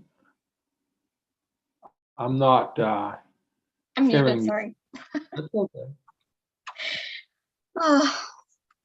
So the next section it starts on page 4 at section 11, and this has to do with maximum allowable tuition. And this is going to tie into some broader discussion about the 55% funding, and I believe Joanne Allen will be very critical to this discussion. So it may make sense for me to just turn it over to her to explain the intent, and we can go from there. Please do so. Thank you. So for section 11, the intent is that this is an error and this language should not be included, or none of this should be stricken, because this ties back to the section that talks about 55% without the unfunded main PERS liability and with the main PERS liability included. And this, if we edit that section in any way, we have to be mindful of how it impacts this section, because this section here directs the school finance team to inflate the subsidy amount the insured value factor amount that's part of the maximum allowable tuition for approved private schools that are approved for tuition purposes by the percentage growth in the 55% calculation with the unfunded main PERS liability. So we can't take these two things separately. We have to discuss them together and perform any edits with them together. Thank you. Representative Stearns, do you have a question on that? Can you point me to the section again? I got lost. So we're on page 4, section 11, that's the MAT part. And then section 22 is the 2 calculations for the 55%. And that would be page 7 of the bill. Page 7.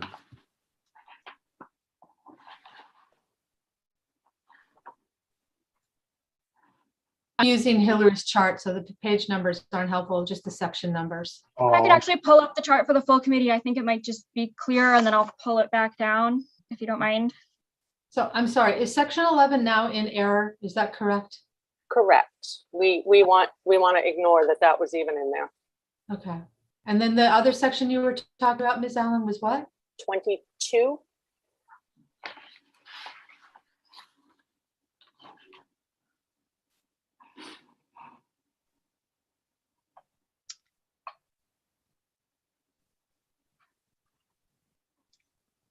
So section 22, as you see it here, collapses those 2 calculations, and we don't want to do that either, because to do so, again, would be making a policy decision about how we calculate IVF and how we're going to look at this section. So what we had submitted was just to take out the lines in that statute. If you look at that statutory language in your law book, you'll see multiple lines for each year the target was, and we calculate those, and those get approved in Part C of the budget. The revisor's office was suggesting collapsing those, not realizing that there's a reference back to the calculation of IVF. So I feel that needs to return back to the way we had submitted it as well, just striking out those older years that are irrelevant now.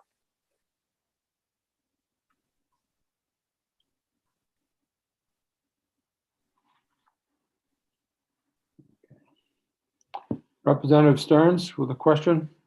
Thank you, Mr. Chair.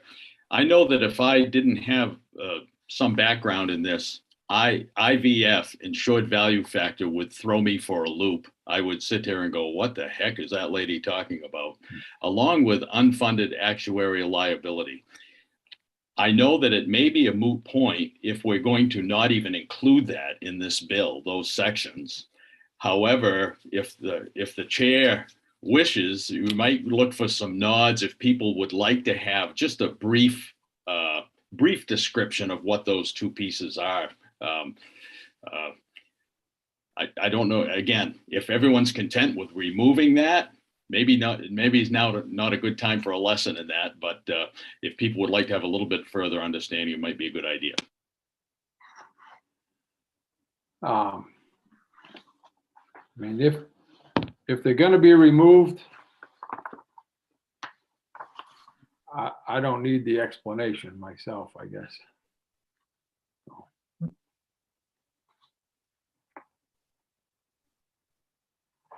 Anyone? I don't see any questions or hands raised, so just some shaking heads no. So if this is like a classroom and no one wants to speak up, Hillary or I are happy to do a one-on-one tutorial sidebar. So. Okay, Hillary does have her hand up, so yes, Hillary. So I just is sort of thinking about where I can go, what next steps I'm going to take to help compile this information for the committee. Right. And my thought is that what I'll be able to do with what we do today is probably to take all of the comments and all the questions and do a new amendment, either flagging things for further discussion or making the amendment as I understand it from the discussion today. And so my question on this section is the committee at this point sort of comfortable with the idea of, getting rid of section 11, as in that would not be part of the bill, so no changes would be made to that statute, and making the revision in section 22, where instead of collapsing all of that and saying just the target's 55%, keeping them as separate paragraphs, getting rid of previous years, but leaving that for the 20, whatever the final year is and subsequent years at 55%. And I'm hearing that as the recommendation. I'm seeing some thumbs up, so perfect, thanks. All right. Thank you.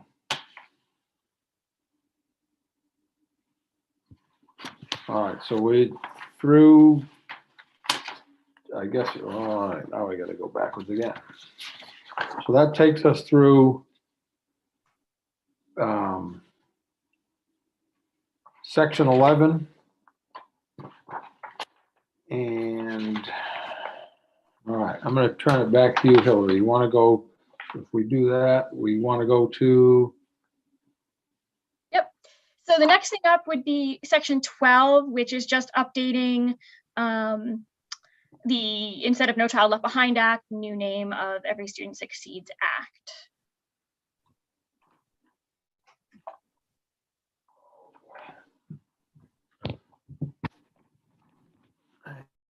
But I do see there is one hand, so I don't want to move on too quickly. Representative Lyman, question? Yes, thank you, Mr. Chair. And I apologize. I guess this question is to Hillary, because you were talking about when you were drafting, is if you can include the language, technology, and engineering. Thank you.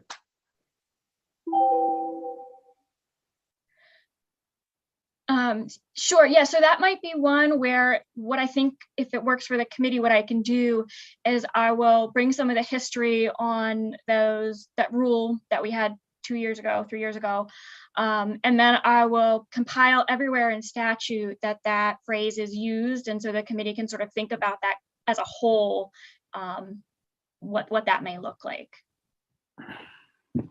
Does that make sense? Yes. It maybe. I guess my question is, I understand the importance of history, but I'm kind of looking at my perspective on present day expectations with instruction and what's happening with technology. So even given the history, technology is part of our education. It's part of the budget. It's part of the staffing. So I feel like it needs to be there. Thank you.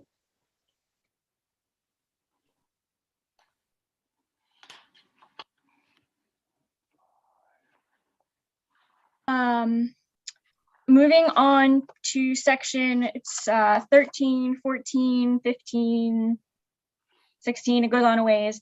But this is specific to the state subsidy for the career and technical education.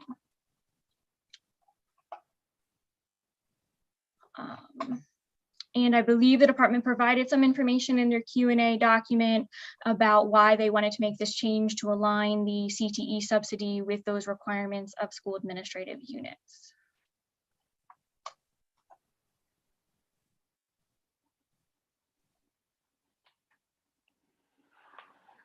Thank you.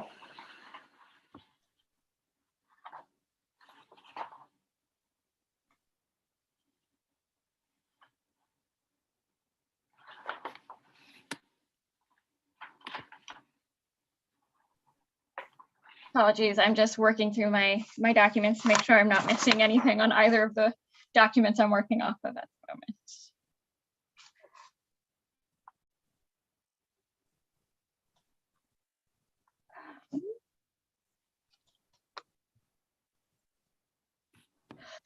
Oh, in section 16, this is on page 6 of the bill. There had been a question about the change from shall to may that I just wanted to touch on briefly. This is something that comes up in drafting all the time. It's when you use shall, when you use may, when you use must. In this case, the original statutory language referred to the complaint, where the complaint was the subject. So what we're talking about is the complaint. And so when they use the term shall, it was something that had to be done in regards to the complaint. Because this section is changing it, rather than the complaint being the subject, it's actually the person. So a person alleging. If you kept the shall there, it would basically say that a person who alleges anything has an affirmative duty to file a complaint. And I think the idea here was rather that a person may file a complaint, but they're not affirmatively required to file a complaint when they allege non-compliance. I don't know if that maybe confused it more than you were before, but but that's why it's because we're talking about a person and what a person may or may not do, as opposed to what has to be true of the complaint itself. All set.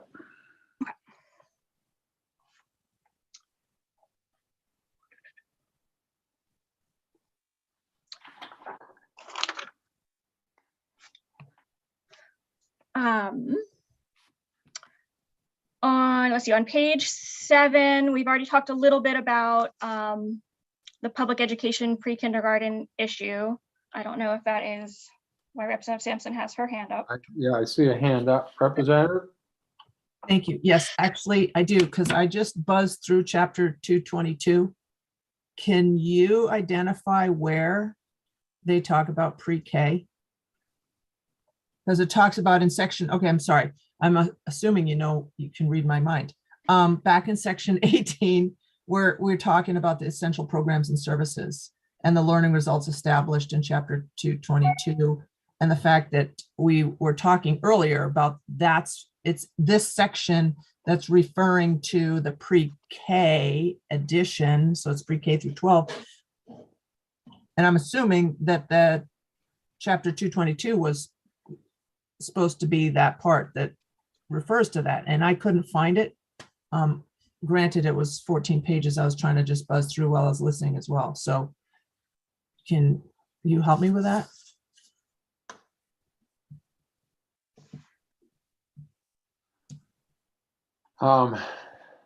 Sorry, yeah. I'm not sure I understand the question, but maybe JC did. You guys are hands up. Okay, maybe, yeah. Ms. Holmes, thanks. I believe that Joanne can speak to sections 18, 19, 20, 22, 23, 24, 29, and actually almost all the way up to 40. So if there are other questions that have to do with school finance, Joanne is in a position to address those questions. I just understood your question. I don't have an answer for you yet, but I do understand what you were asking now. You're talking to me? Yes, sorry. Okay, thank I'm you. looking at you. You just can't tell. It's okay. You were looking at me and everybody else as far as I can tell. Thank you. Yes, I do understand the question, and I can see if I can figure out the answer. That would be great. Thanks. I can offer two things here. So I just pulled up the original document that school finance submitted for this bill. We did not change that language. So that was a judgment call or a suggestion by the revisor's office to change that to the components of EPS. We left in the total cost of education. However,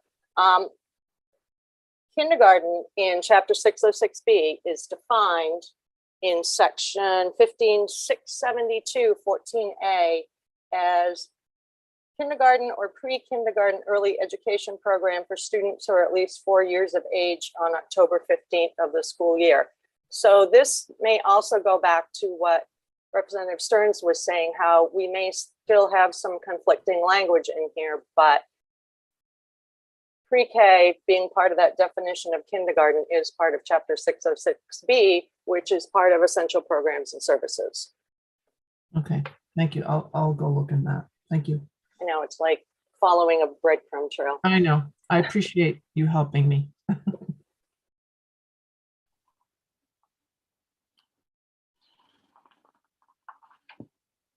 Representative Brennan? Yeah, I don't have, I got a question, Hillary, a process.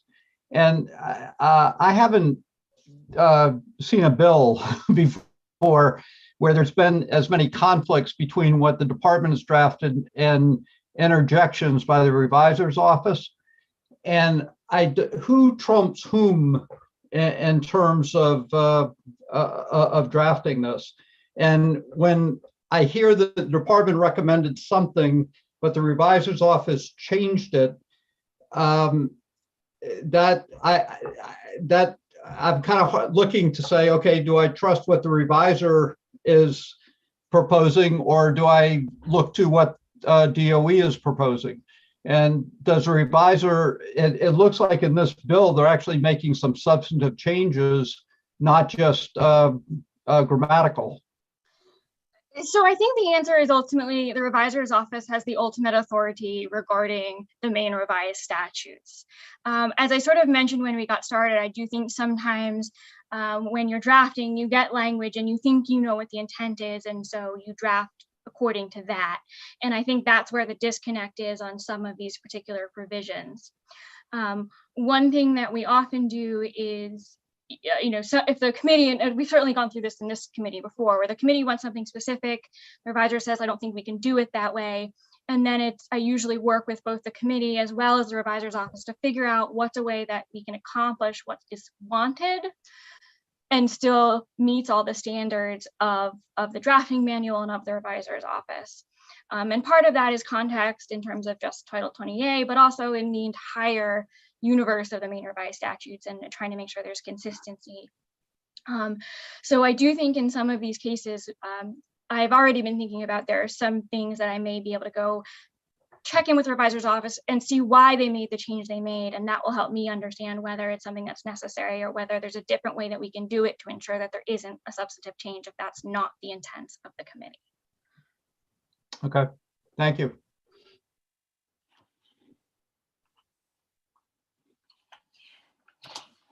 I will say, as someone who has drafted in the funding formula before, it is always extraordinarily complicated. Well, I know that to be true.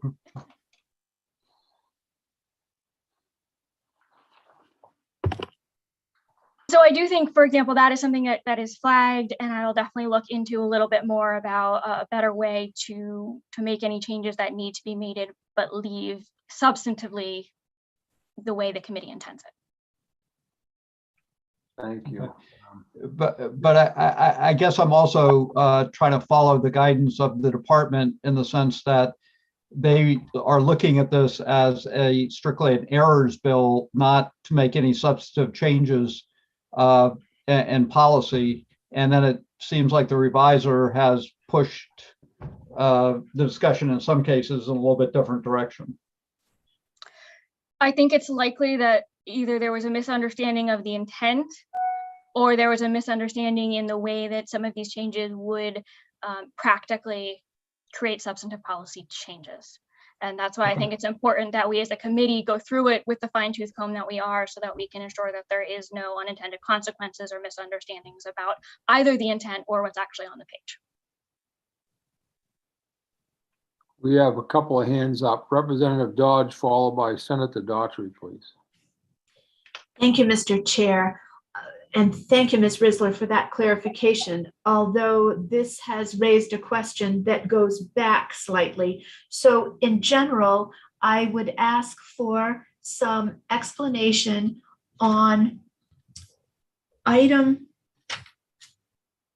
10, I believe it was, I cannot give you the page reference, about the EPS formula and no plan needing to be submitted to DOE for the use of those funds.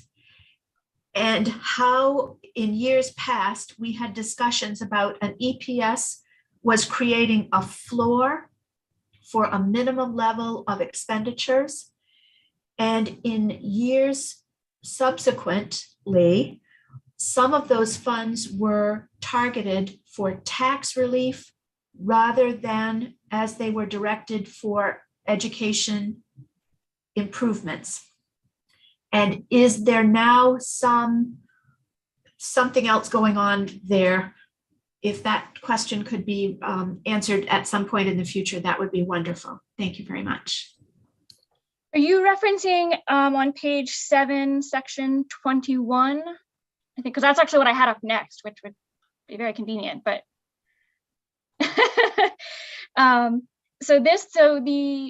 these are targeted funds, and the department explained that the reason for this language was that the department believes this requirement is unnecessary, as school leadership is responsible for ensuring that statutory requirements are met regarding the use of these funds. And should there be a need to verify that use at any time, the DOE can use other methodologies to determine the use of these funds. And also that these funds are part of the EPS review cycle. I don't believe, well, I would defer to the department. I don't know that these funds are related to the other point you were making. And I don't know if Joanne has an answer on that. No, you articulated that perfectly, Hillary. And I think I would need some clarification from Representative Dodge on if there was something left unanswered. Senator Daughtry. Thank you, Mr. Chair. And I didn't know if Representative Dodge wanted to follow up on that before I jump in with another question. I think I saw her. I saw the hands. So, 2 questions. One, just an observation, which I feel like I can make to the Education Committee. I feel like anytime we have one of these bills in front of us, it's a good reminder of the importance of grammar and sentence structure and its impact on state laws. Second, and I apologize if this has been asked before, but my internet's been really miserable today going in and out. I'm wondering from the department, obviously this isn't the errors and admissions bill, but what the thought process was of doing it as standalone versus putting these as potential changes in the official errors and admissions bill. I don't know if there's someone that can answer that. I'll just pop in. The errors and omissions bills tend to include items that got mixed up in recent legislation that we did not have an opportunity to fix. So we need to walk away quickly from the terms of errors and omissions. I think that's probably something the department would like to do. Oh my gosh, there's my dog. Hello, Baxter. So, you know, I would just say that let's call this a cleanup bill where they've gone, we've had these before. I know JC's got her hand up. She's presented these rather large omnibus type bills to clean up language, to get things to match, and especially in terms of changes in rules with statute, et cetera. So this is not an errors and omissions. They don't belong in errors and omissions. We're just trying to clean up education statute. Thank you. Hillary and then Ms. Holmes. The only thing I'll add on to that is one of the things about the errors and admissions bill is it goes through the Judiciary Committee, and that committee may not be well equipped to have the same discussions this committee is about changes to language that could be creating substantive changes where none were intended. Thank you. Ms. Holmes? Representative Millette was correct. I think I've done a cleanup bill or revising of education statutes for consistency probably 4 or 5 times. That was the way that we approached it with department staff last summer. And while there might have been some areas that people might have wanted to make some changes that might have been considered substantive, we said, no, this is clearly just making changes in language to reflect either current rule content, such as the main learning results. So she accurately answered the earlier question or put it in a context. Thank you. Thank you. Follow up real quick. Senator.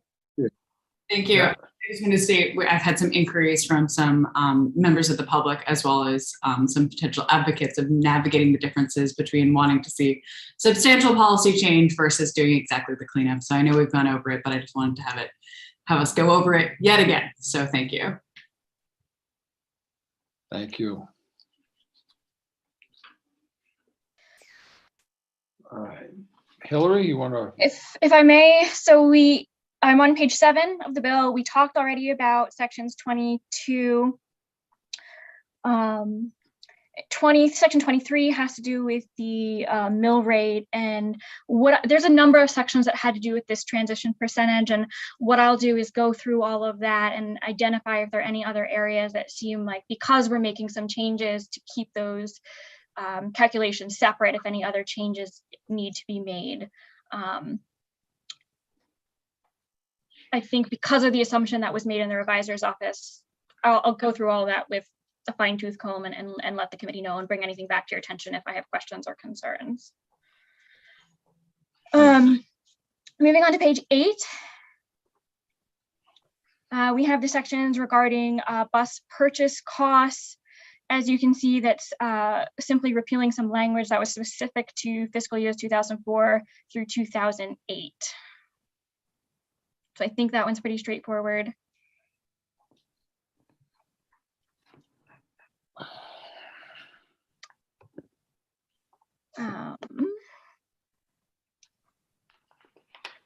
Section 26 had to do with career and technical education costs, and the department provided some additional information about that they were removing the language because this was needed under the previous funding model for CTE, which was based on actual expenditures, and it's no longer necessary under the current CTE funding model.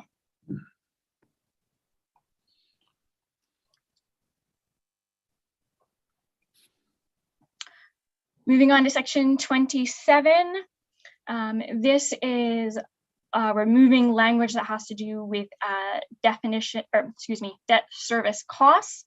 And the department provided information that it was removing the language which provides the state subsidy support for the lease of administrative space. And this language is no longer needed as department approval of administrative lease space ended with fiscal year 2008.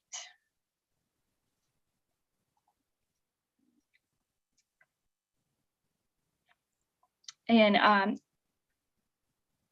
section 28 is tied into section 27 and making similar changes. I don't know if the department has any other information or if there are any questions on those changes.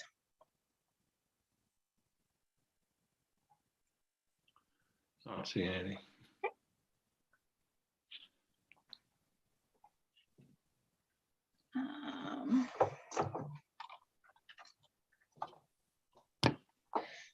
Section 29 was a repeal of the essential programs and services transition percentage. This is one of those parts that I just want to make sure I go look at because that transition percentage is not necessarily needed now that we're at 55%.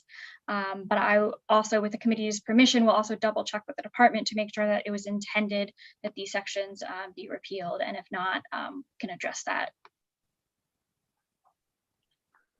Okay.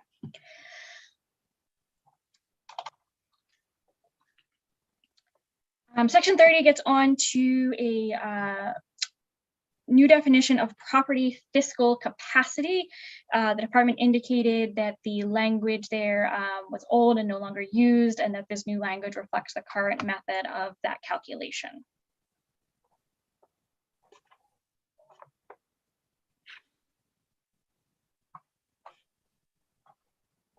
Okay.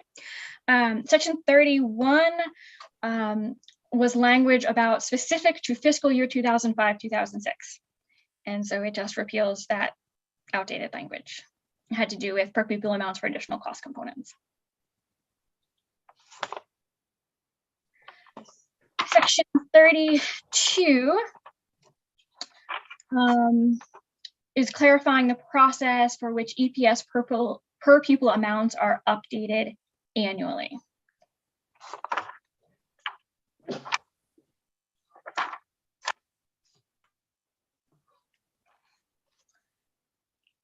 Section 33 is revisions to the system administration allocation calculation.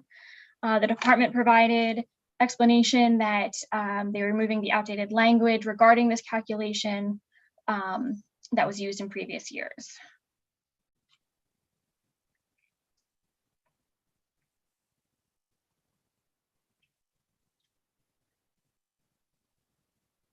So you can actually see if you go through in previous years, it was determined by the commissioner, and then beginning with fiscal year 2020-21, it was set at 135. So this is just removing the previous years and putting the 135 without the extra language. All right.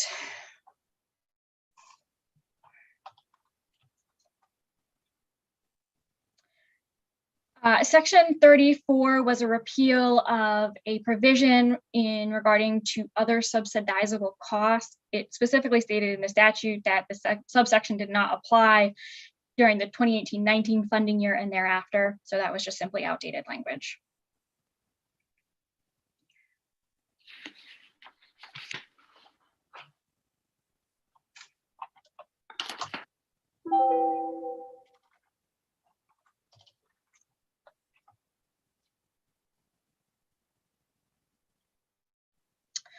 Section 35 also relates back to those transition percentages, and something I will double check to make sure that it's not either not repealing anything that it shouldn't be, or if there are any other changes that need to be made.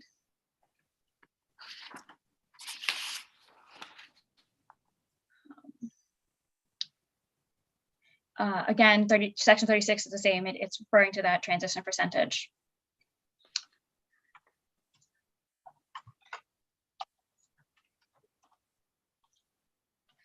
Section 37 has to do with a subsidy for statewide contract purposes and repealing this language. The department provided an explanation that the language is being repealed because it was originally established to support reorganization efforts and is no longer necessary.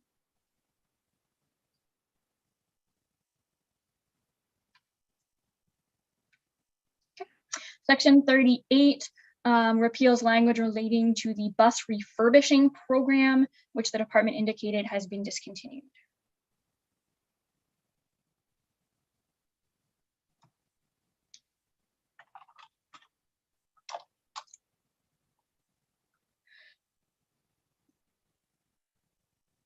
Section 39 of the bill relates back to something we talked about earlier about the subsidy, the monthly state subsidy for CTE. So I think we've already talked about that, but if there are any questions. And then same with section 40, that's applying a section regarding the state subsidy in the same manner as it does to school administrative units.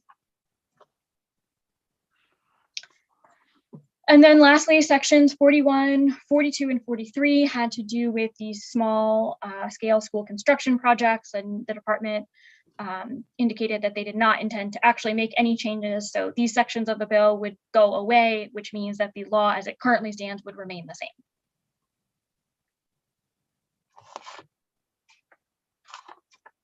And that brings us to the end of the bill.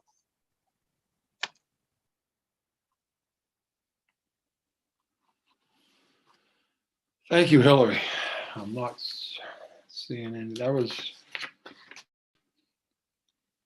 a great help, and the department being here is extremely helpful as well. So it's nice to have the resources. Representative Brennan.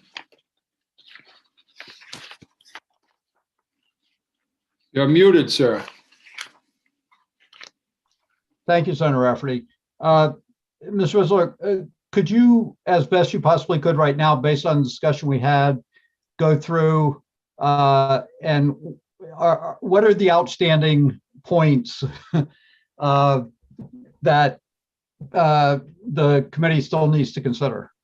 So if you were to go back and draft an amendment for this, what are the areas that you would still look at and say you don't have a clear direction yet? Okay, I will do my best, although I will admit if I miss anything, I apologize. It's probably just because it's in my notes somewhere and I'm missing it. So starting from the beginning on page 1, the use of the word empathetic is still flagged for me. Okay. On page 2, I know we got a bit of an answer regarding the removal of paragraph E regarding the professional development with an institution of higher education or professional development, but I didn't have a complete answer on whether that was sufficiently answered the concern or whether that was something we still wanted more information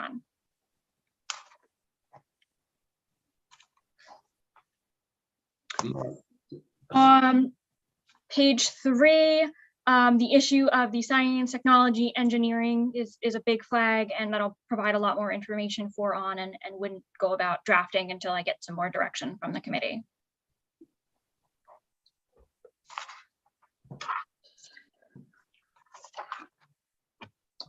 I would say on page 7, and they sort of tie together, but pretty much anything to do with the 55% is something I'm going to go back. I do think I have enough information to draft what I need, but it's certainly something that I'll want to make sure both the department and the committee has a chance to review to ensure it fits everybody's intent. So I think I have what I need to draft, but there may be more discussion, or as I work to draft that, I may have additional questions for you.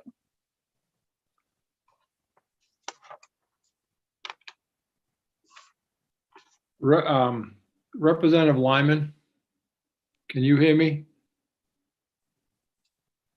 Are you clear on page 2 on lines 14 and 15 about the relationship as far as professional development? Yes, that was confirmed for me, so it makes sense. Thank you. Thank you.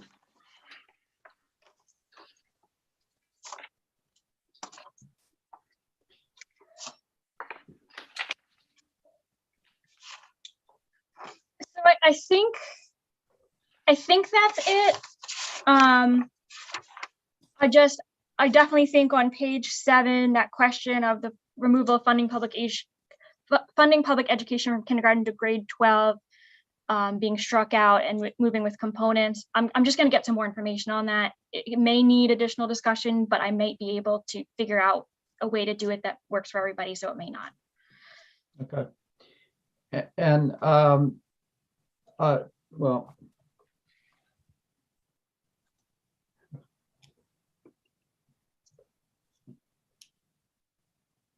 Representative Brennan. Thank you, Senator. So I don't know, JC, if you, Ms. Holmes, you can answer this, or somebody else from the department. Leaving in the word technology, if we did say science, engineering, comma, technology, would the world come to an end? I think that's a question that Beth can respond to. Okay. Beth, could you respond to that? Sure. I think it has further implications. It's an additional requirement that we don't have on schools right now, and we don't have, we certainly support the use of technology integration. Certainly MLTI has done lots of work with that, in addition to all the work we've done around computer science education and technology integration, and work that schools have done to integrate it, and is definitely a part of what is happening in schools. I would absolutely acknowledge that. Adding technology in here, however, the context of what this is, we don't have standards. We don't have something specifically around what that would mean for schools, and it would be an additional requirement, an additional mandate on them to then now make sure that they're offering that program that currently does not exist. So what are the 2 or 3 words that you are looking for? In this, we just wanted to align it with the updated standards that were changed from science and technology to science and engineering, which was the choice of that committee. And it's science engineering without a comma. No, it's science and engineering. And engineering. Correct. Comma. Yes. Okay. All right. Thank you.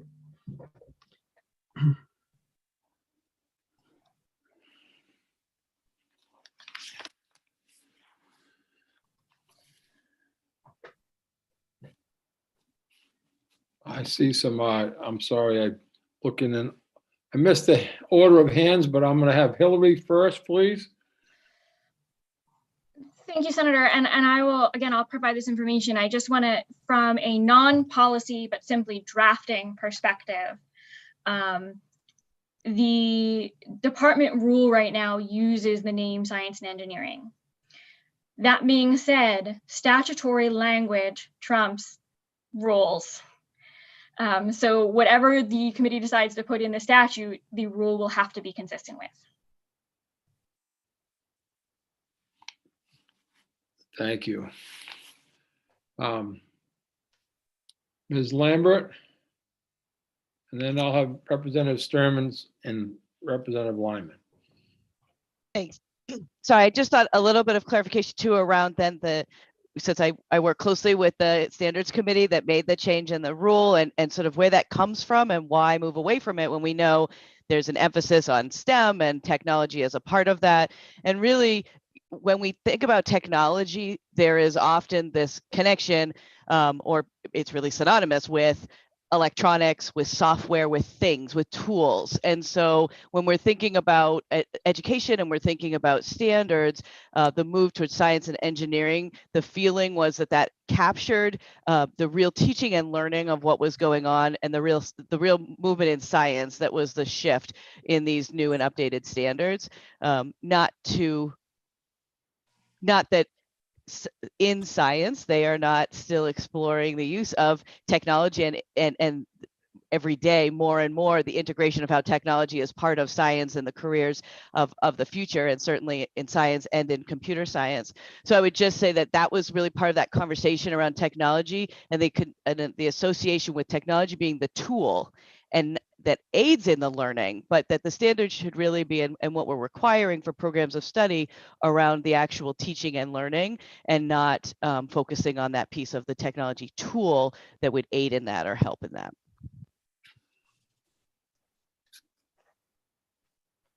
Thank you. Representative Stearns and then Representative Lyman, please. Thank you, Mr. Chair, and thank you, Ms. Lambert, for that explanation. I could offer an analogy. Back in the day, if we created mathematics standards, we would not put math/chalkboard/protractor, because that's the technology that we used to instruct mathematics.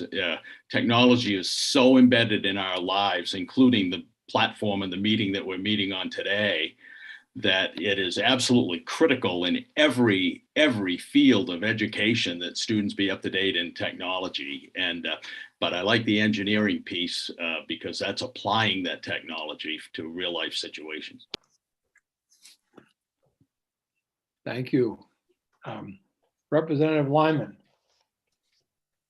Yeah, so I guess I'm just going to push back that I understand exactly what you're saying, and especially as a practitioner, as a teacher.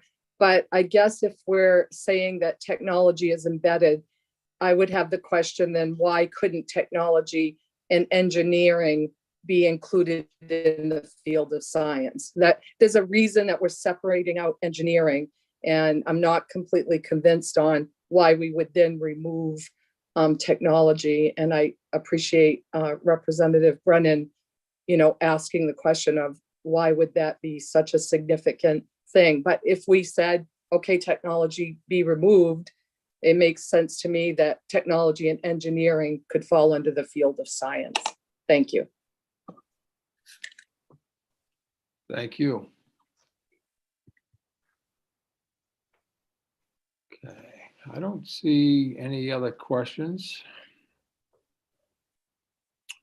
So this is quite encompassing, Hillary. So have you got what you need from us to move forward? It sounds like you do.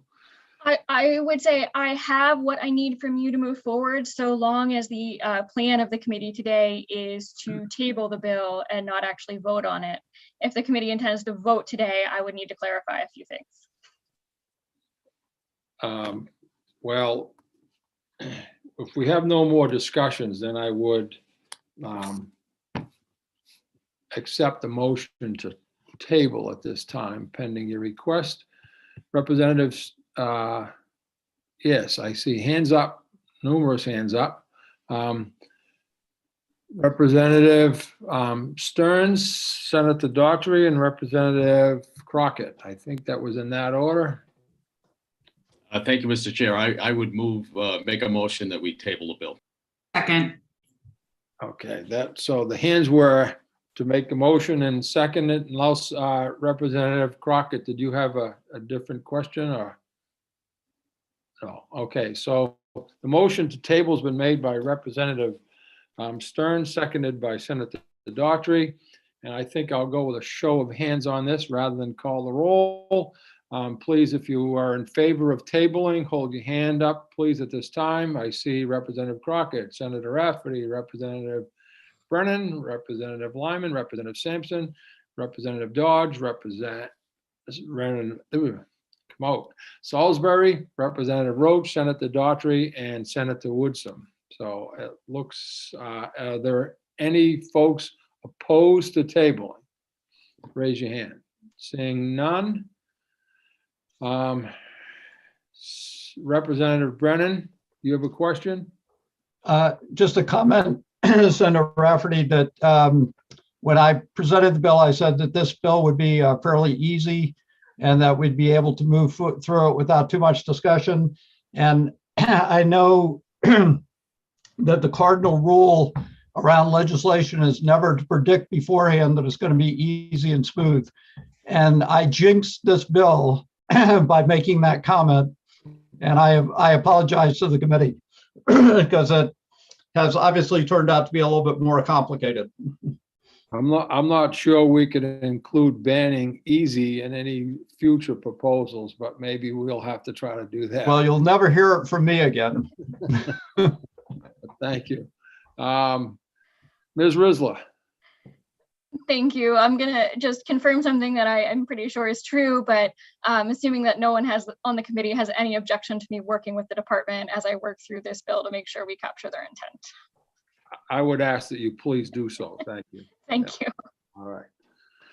So folks, we have, so I'm going to bring a closure to the work session on, I want to make sure I give you the right number, LD 1845 at this time. So that work session is closed. Looking at what we have ahead of us, we have LDs 1389 and 1802. And I think that, to be quite honest with you, right now my head and eyes need a Zoom break. So I am going to propose that we take I have 11, I'm calling it 11:55 at this time. So let's take a 30-minute lunch break. And I will see you folks at 12:25. Thank you, folks. And department, thank you very, very much for your help this morning. We appreciate it. Folks, remember to mute your microphone, and potentially you want mute your mic and go off of on video, because you will be live otherwise.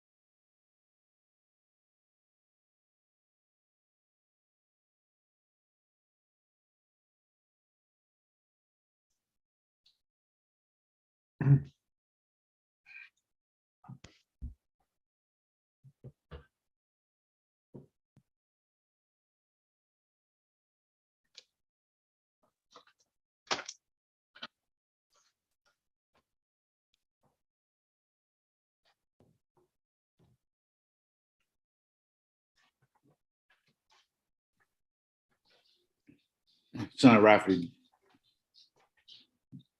You hear me? All right. Did you see Brunswick got let back in? I didn't see that, no, but that's good. Yeah, it is good.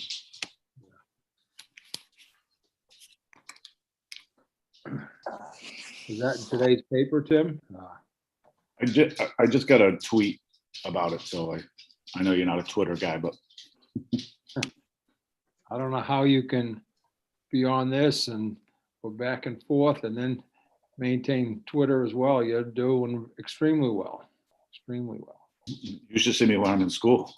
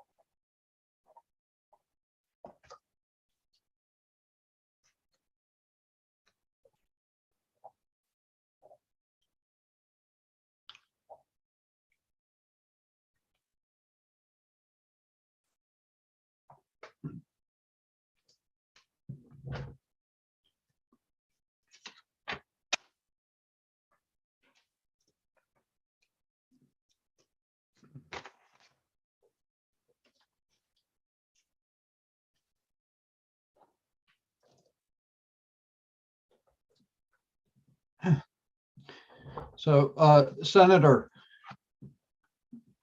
I didn't realize you had called this morning. I just saw when No problem. Okay.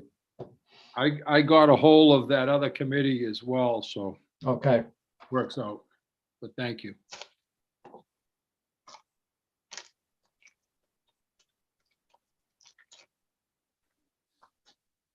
Just wait a couple of minutes as other people are just checking back in. Rebecca, it seemed like this morning you were having some deja vu.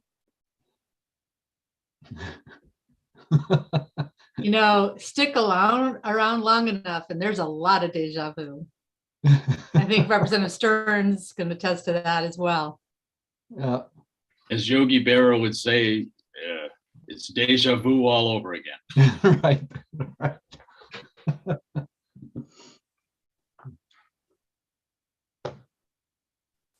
Well,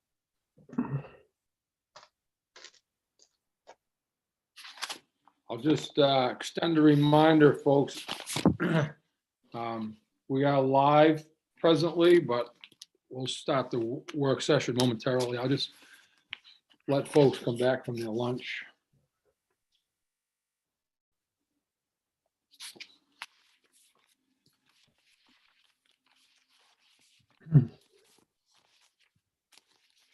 Just for not to add any confusion, but we're going to move to 1802 and then we'll end with 1389. and Eli, are the people from the Ocean School available fairly soon? I believe so, yes. I see Okay. them in the attendees Okay. list. Okay, great.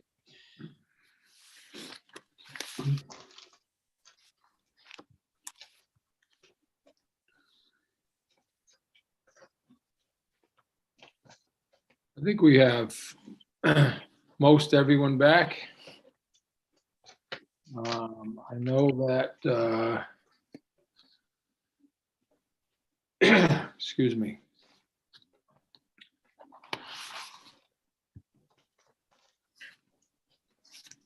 I'm going to get started, folks, if there are no objections.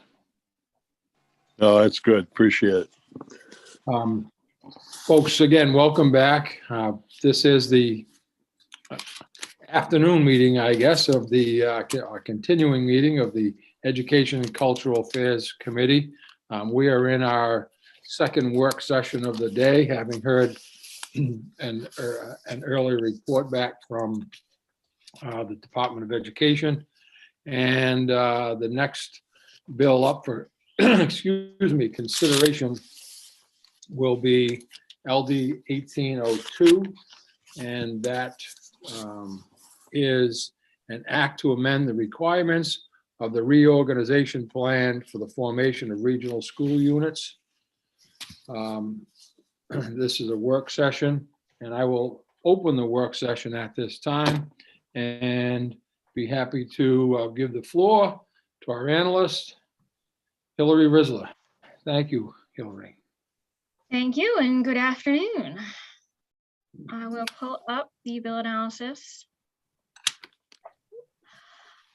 All right, so as Senator Rafferty just mentioned, this is LD 1802, which is an act to amend the requirements of the reorganization plan for the formation of regional school units.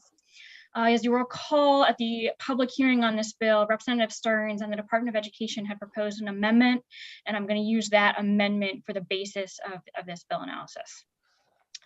The first two sections of the bill amend Title 20A, Section 1461, regarding the formation of a regional school unit and its reorganization, planning, and approval process. Under this section of law, the residents of two or more school administrative units may form a regional school unit. And as part of this process, each school administrative unit has to file with the commissioner a notice of intent, form a reorganization planning committee, and submit a reorganization plan for consolidation that meets specific requirements. These requirements are laid out in this section in subsection 3, and it's this section that the bill would amend. Specifically, one of the requirements is that in order for the plan to be approved by the commissioner, the governing bodies of school administrative units shall work within the following parameters. One of them is that the proposed regional school unit must serve not fewer than 2,500 students, including, for the purposes of this paragraph, students attending from the unorganized territory, except where circumstances relating to the following factors justify an exception. However, there is a limitation on the exception for under 2,500 students. And that's what is highlighted here, and which this bill would repeal.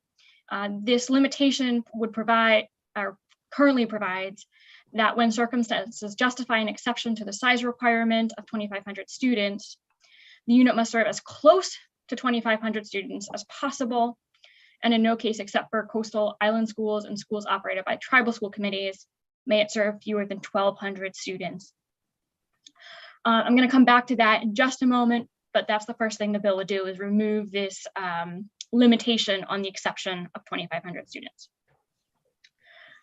The second part of the amendment has to do with the grade unit organization of a regional school unit. Currently, the plan must provide comprehensive programming for all students from kindergarten to grade 12 and must include at least one publicly supported secondary school. The amendment would provide an exception as follows. For all students, if the plan provides comprehensive programming for all students from grade 9 to grade 12 within the regional school unit, with programming for students from kindergarten to grade 8 provided by the separate school administrative units. For all students from kindergarten to grade 8 within the regional school unit, with programming for students from grade 9 to grade 12 provided by either operating a school or a contract for school privileges. Or if it has comprehensive programming for all students in a grade configuration that meets the needs of the students from the municipalities that make up the regional school unit, with programming for all other students provided by either operating a school or a contract for school privileges.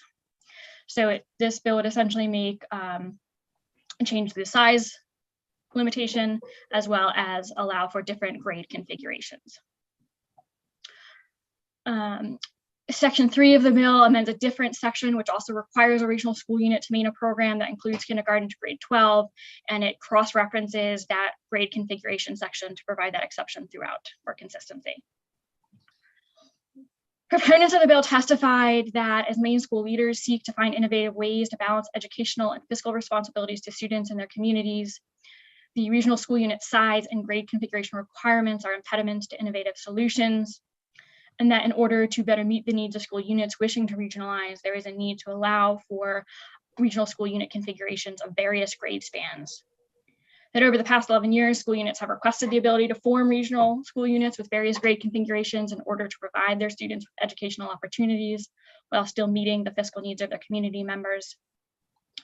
That the bill is not designed to take anything away from districts, but rather give them the flexibility to configure their educational programming based on the needs of their populations. And you heard from one example in particular, which was the attempt of the Valley Unified Education Service Center to regionalize only the middle and high school and not the elementary schools, but that the law requiring comprehensive programming for all students K to 12 was the most important factor in preventing those efforts to create the regional school facility. You did not hear any testimony in opposition, and you did not hear any testimony neither for nor against. When I was putting together this bill analysis late yesterday, I actually came upon one other thing that I want to bring to your attention. I did let Representative Stearns and the department know last night, and they may want to touch on it further. Going back up to this size limitation that I talked about briefly. So under current law, you have that when circumstances justify an exception to the size requirement of 2,500 students, that the unit must serve as close to 2,500 students as possible, and it may not serve fewer than 1,200 students. This amendment would remove that limitation so that if circumstances justify, the commissioner could approve for less than 2,500 students or less than 1,200 students, which is not currently permitted by the statute. However, there is a different subsequent paragraph, which falls right below the one that I just read from, and it provides a sort of exception to the exception to the size requirements. So if you imagine, normally you're supposed to be at 2,500, that limitation created a floor of 1,200, and this extra paragraph kind of creates a subfloor of an even smaller subset of students. So this paragraph provides specifically that the commissioner may approve regional school units to serve fewer than 1,200 students, but not less than 1,000 students, solely in an isolated rural community. And but the commissioner may only approve that if they meet some of these other additional components and criteria. What this does, if you remove that limitation on the exception as proposed by the amendment, and you leave paragraph C in place, you end up having a restriction for the isolated rural schools of a floor of 1,000 students, additional requirements for fewer than 1,200 students. But this limitation would not apply to any of those other communities because that exception has been removed from the previous paragraph. There's nothing that's directly in conflict there. You could leave this as is if you wanted to, but it could create a weird situation where a community or the commissioner, for example, could approve 900 students for a regional school unit in one community, but in an isolated rural community, they would have to meet these extra requirements and could not be approved for lower than 1,000 students. So I know that's complicated. I can certainly try to answer questions as I can. As I said, I did reach out to the department. I think their inclination was that this paragraph C probably could go away too.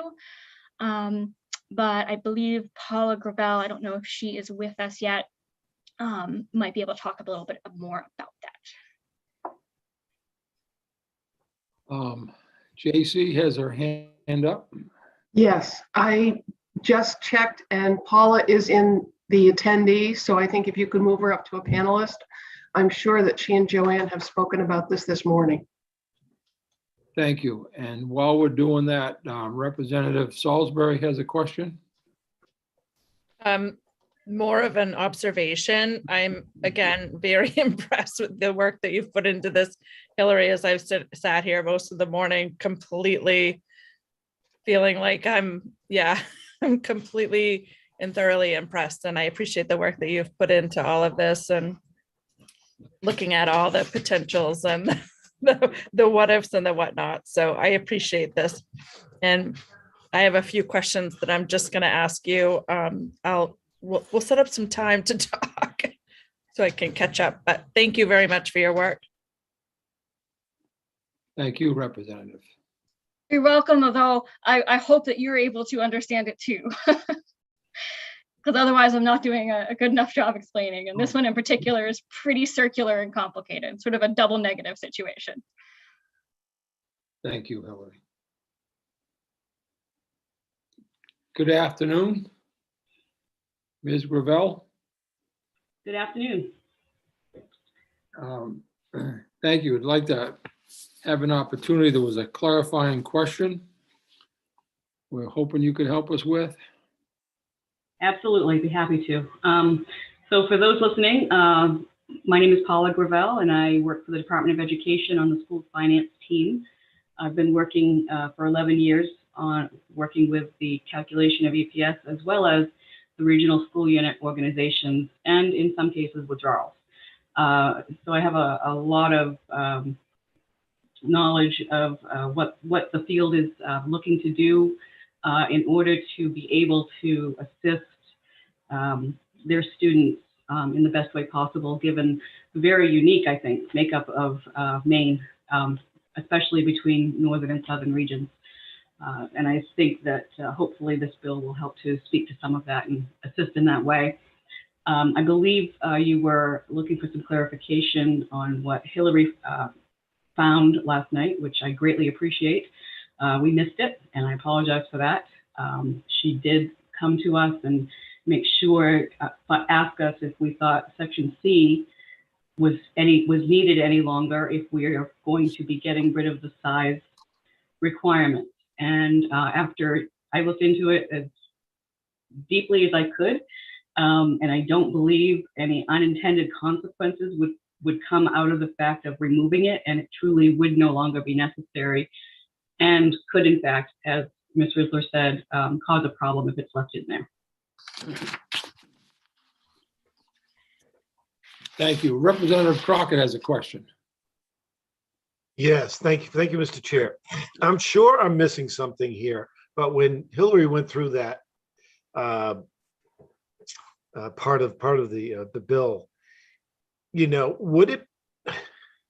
My first instinct was, is it as simple as removing that 1,000 count barrier? And so there is no minimum barrier. Does that eliminate the problem? Well, Section C is another exception if you don't have 2,500 students or more. It's another exception on top of other exceptions. And what it does is it's a little interesting, I'll put it that way, how it's worded, where it limits you can have less than 1,200, but not less than 1,000. And I got to tell you, I'm looking back at what we have for RSUs, and over 200 of our districts already have less than 1,200. Let's see, and then 168 have less than 500. It's just the makeup of Maine. Just, I appreciate where what this was trying to do. Obviously, bigger districts, they can usually have better opportunities, but I don't think the student count limitation, it works in many situations in the state of Maine. So I don't think just getting rid of 1,000, I think Section C completely is no longer needed because it's another exception if we get rid of the 2,500 at the beginning of the statute section. Thank you. Representative Millette has a question. Oh, actually, Senator, I don't necessarily have a question, but a thought. Is that okay? Yes, you can share it. All right, awesome. Thank you. So, you know, this is all within the context that it's allowing the Commissioner of Education to make these exemptions, which I'm very comfortable with. I do think that we have some really very wildly different demographics that various parts of our state are facing. And I think that with this, you know, eliminating the C paragraph as well makes sense to me, as long as we have what the department and Representative Stearns came up with, I think is sufficient. And again, the commissioner, I think, is the right person to be evaluating whether whatever configuration is proposed will best serve those students in that area. Thank you. Ms. Rizla. So I just want to make one thing sort of very clear. The amendment as we have it, it still has that an RSU must not serve fewer than 2,500 students unless the commissioner grants an exception. What this is really doing is removing a limitation on the commissioner's granting of that exception. And that would be true with getting rid of paragraph C as well. It's really, those are limitations on what the size requirements that the commissioner can grant exceptions on. And this is removing that commissioner's limitation. But the principle of 2,500 students, unless there's an exception, would remain. Thank you. Representative Dodge. Thank you, Mr. Chair, and thank you so much for these clarifiers. As someone who is a more concrete sequential thinker, is it possible for us to have an example of a yay, this works with the bill amendments, or oh dear, this now isn't going to work for whatever reason, be it a different commissioner of education, a seismic shift on the tectonic plates? That's not going to happen in Maine, let's hope. But can you help some of us? Can you help me in that way, please? Thank you. Are you asking me? I'm sorry.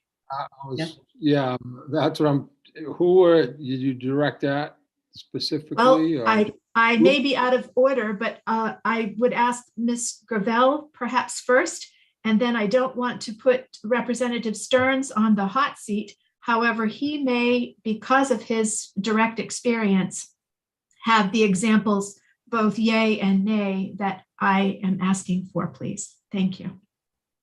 Thank you. So, Ms. Gravel, if you are comfortable answering that. I can try.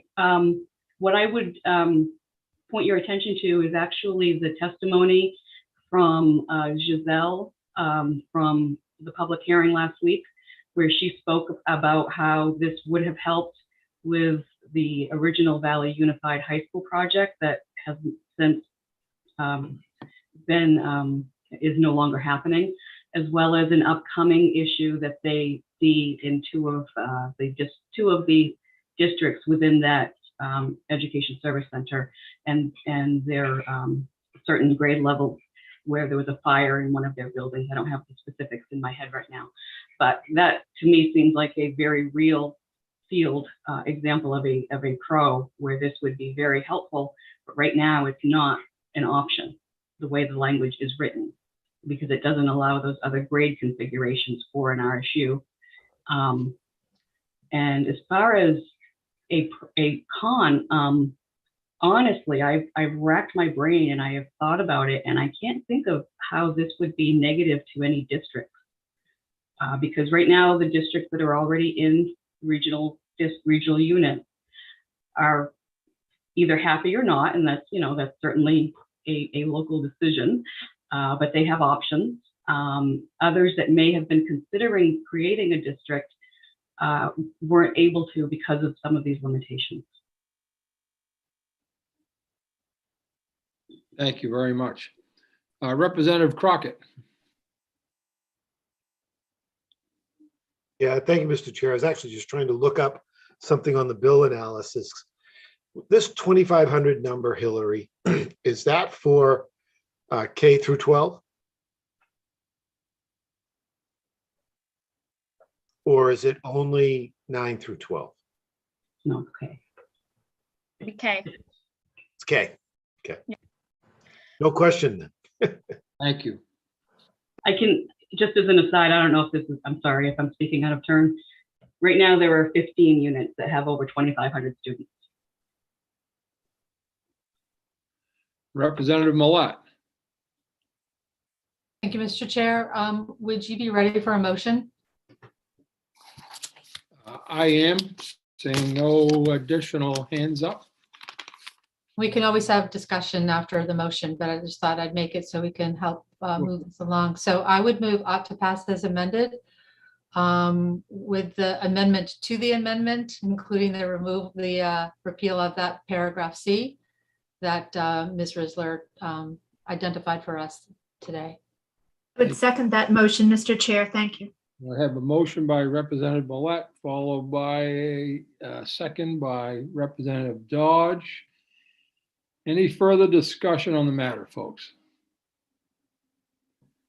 Seeing no hands up, I would ask, I think we can do this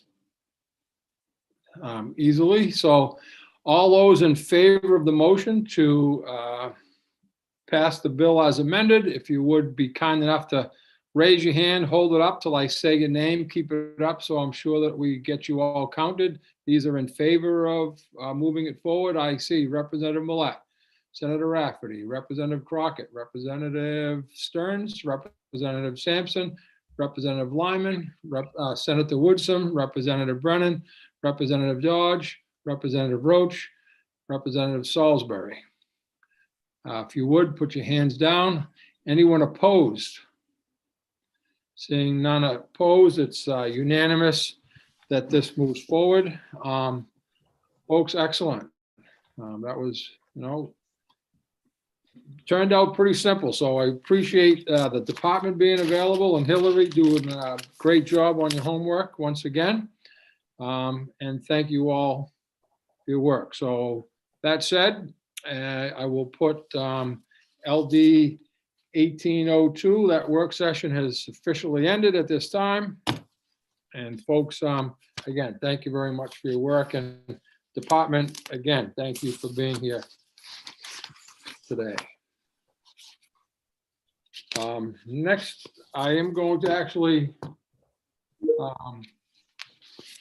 excuse me, ask that the next work session I'm going to hand over to Representative Brennan.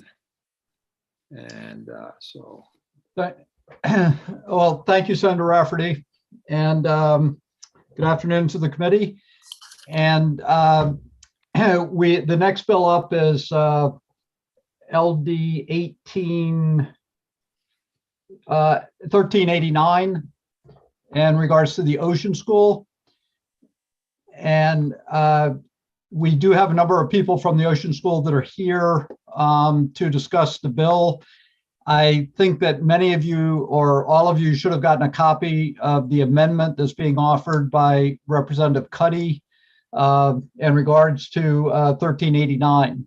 So I think the best thing that we'll do, I'll officially open the public hearing, the work session on LD 1389. I will let Ms. Risler do her analysis.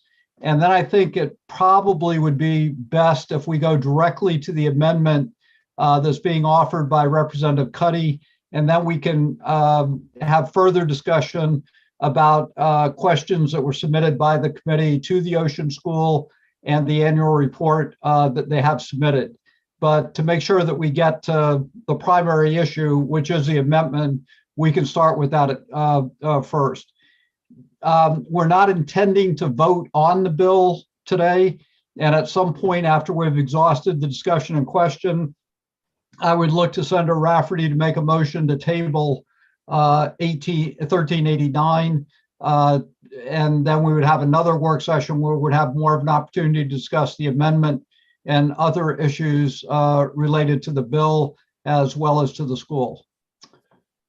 Okay, so we'll officially open the work session on 1389. I will ask Eli, will you let in all of the people that are related to the Ocean School at this point, in particular Representative Cuddy? And then first, what we will do is turn to Ms. Risler and ask her to do a summary of the bill that's before us. Sure. I don't have a new bill analysis. For those of you who may recall, this is a bill that you heard a public hearing on last session and worked, and then was carried over to this session because members of the committee felt that there were still a lot more details that needed to be worked out. But I'll just talk very briefly to sort of set the stage and remind everyone where we were when we left off at the end of last session. So the Maine Ocean School is a public magnet school. And when it was originally authorized, there was a provision put in statute that would have terminated the powers, duties, and authority of the school. I think it originally was during the 128th legislature was the original date. And at the time, that date got pushed back because there was a sense from the committee at the time that they wanted more information. They didn't want that to go through. They didn't want that repeal to happen, but that they still wanted more information before repealing that section entirely. So right now in statute, there is a provision that the original bill in front of you would repeal. And that provision states that notwithstanding any other provision of law, all powers, duties, and authority of the school under this chapter and under any other law terminate 90 days after adjournment of the second regular session of the 130th legislature. The proposed amendment that Representative Cuddy put forward, and which I'll bring up on the screen for you,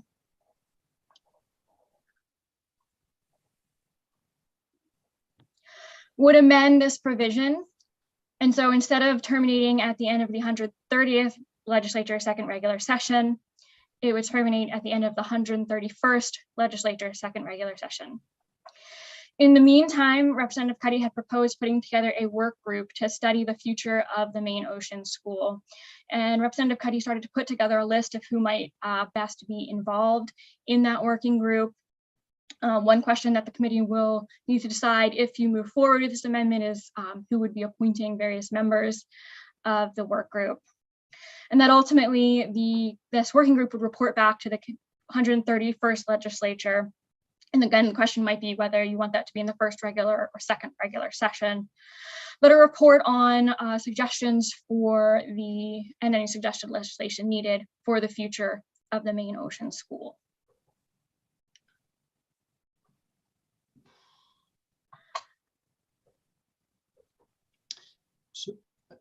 So are there any questions from members of the committee of Ms. Rizzler at this point? Either about the original bill or what she knows at this point about the amendment. Senator Daughtry. Thank you, Mr. Chair. And this is one of those questions that either could be for you, Ms. Rizzler, for later information, or potentially Representative Cuddy, not to put you on the spot, potentially for you as well. With the amendment that's in front of us, I'm wondering if something like this has ever been done for another school in Maine. Is this something that Limestone, our Maine School of Science and Mathematics, went through? I'm just wondering if there's any other situation where we've created a work group like this specifically for one educational institution. I'm not aware of one being created for the Maine School of Science and Mathematics. I could certainly do some research, but I'm not aware of anything at this time. Okay. All right. Any other questions for Ms. Rizzler? All right. Seeing none, we will turn. Representative Cuddy, I'm going to start with you. And if you want to hand it off to somebody else, that's fine. But I think at this point, given the fact that you have proposed an amendment, a fairly significant amendment, it would be very helpful for the committee for you to just give us a little bit of background and provide a little bit of context as to how the amendment evolved and what the discussion has been. And then if we have questions of other people that are associated with the school, we can do that. So you have the floor at this point. Thank you very much, Representative Brennan. Thank you to the members of the committee for hearing the bill and for having at least hopefully had a chance to look at the amendment. And Ms.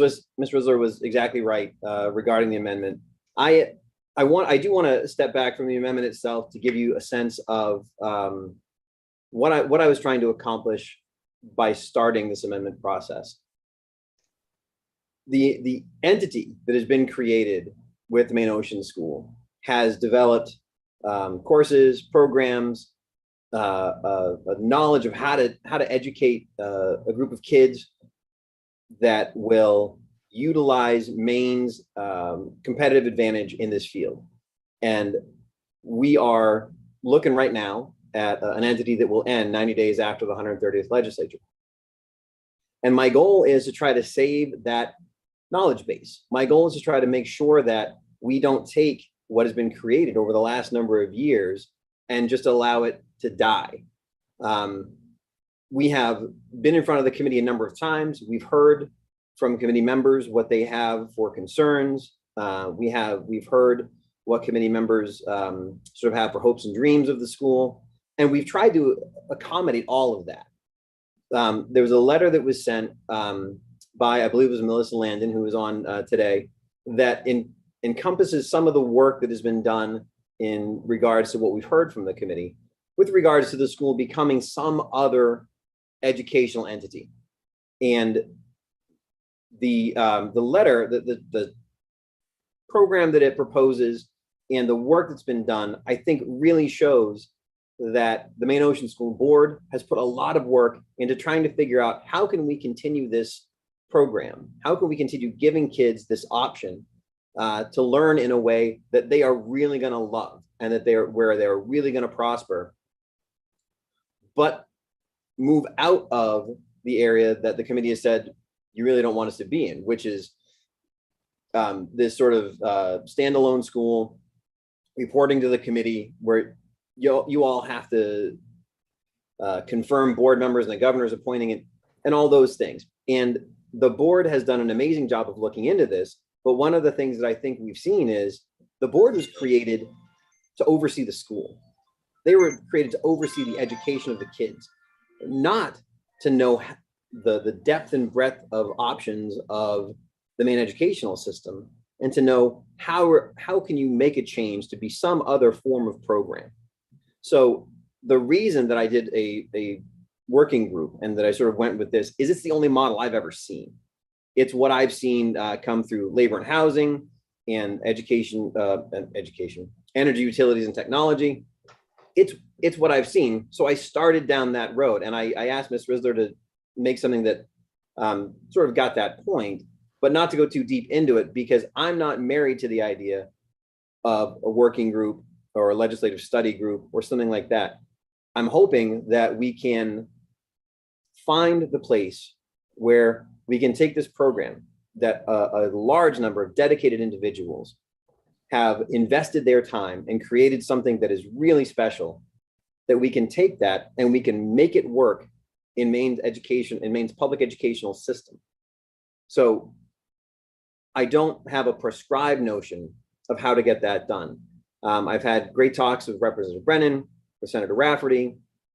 Senator Curry from Waldo County has been a real help with this. And we are hoping that we can continue to move this forward. So that's where I'm coming to you with today. The amendment itself is less important to me than the idea of what we're trying to accomplish.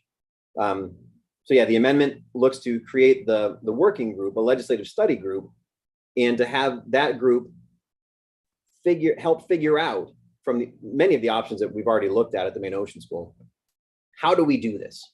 How do we make this work? And then what enabling legislation do we have to have in order to make that change so that we can put this school in a place where it will continue to succeed for students, but succeed in a way that we all want it to.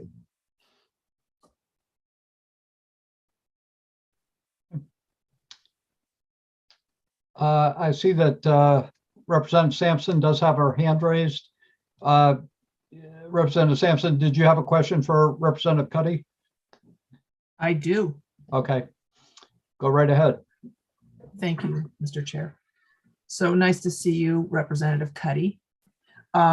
So my question is, and you've kind of touched on this, but I want to start with you, and I would be curious as to some thoughts from others from the Ocean School on this.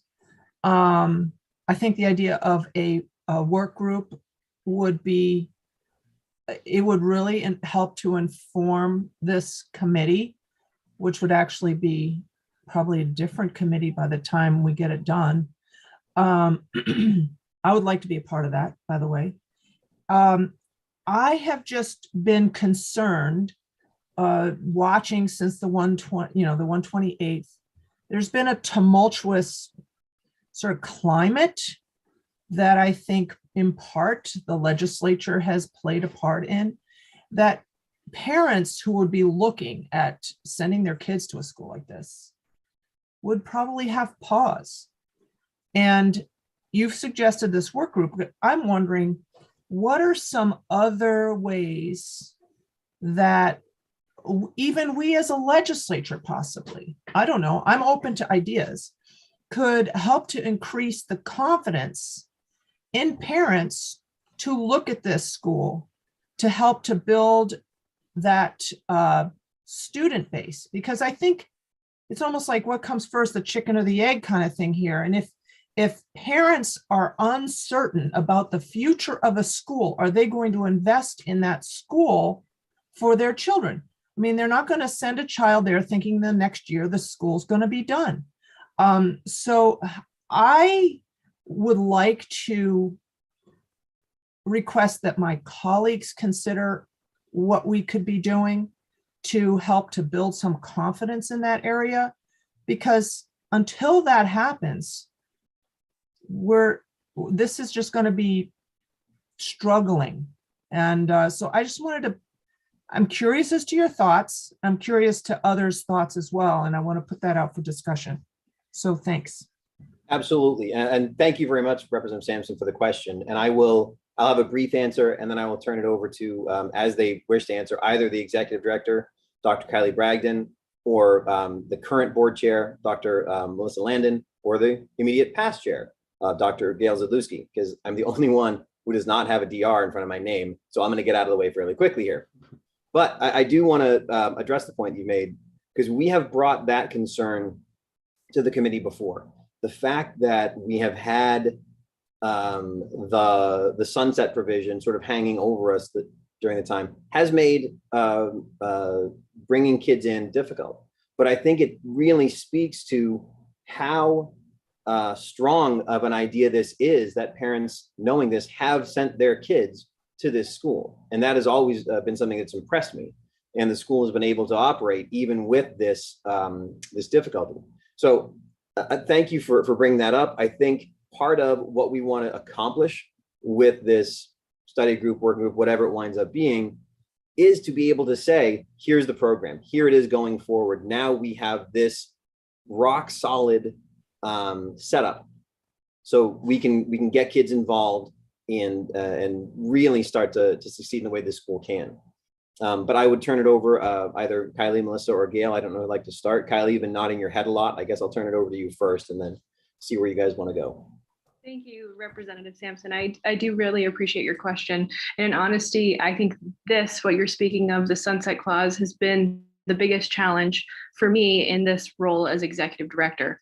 It's incredibly challenging to recruit students and to look at their parents and try to explain to them the value in the education program that we can offer them, while also explaining. Kylie, I just for the record, could you just introduce yourself and your title sure. and those type of things?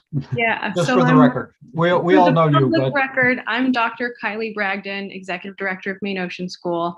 To rewind a bit, the point I'm trying to make is it's hard to explain to parents how or why they should transfer their student into a program when you have to tell them there's a possibility it's going to close in a year. That's hard. And I think the thing that this committee can do, it's two-part. The biggest thing would be to remove the sunset clause. I know that there's a lot of conversation and there's still a lot of decisions to be made around that point.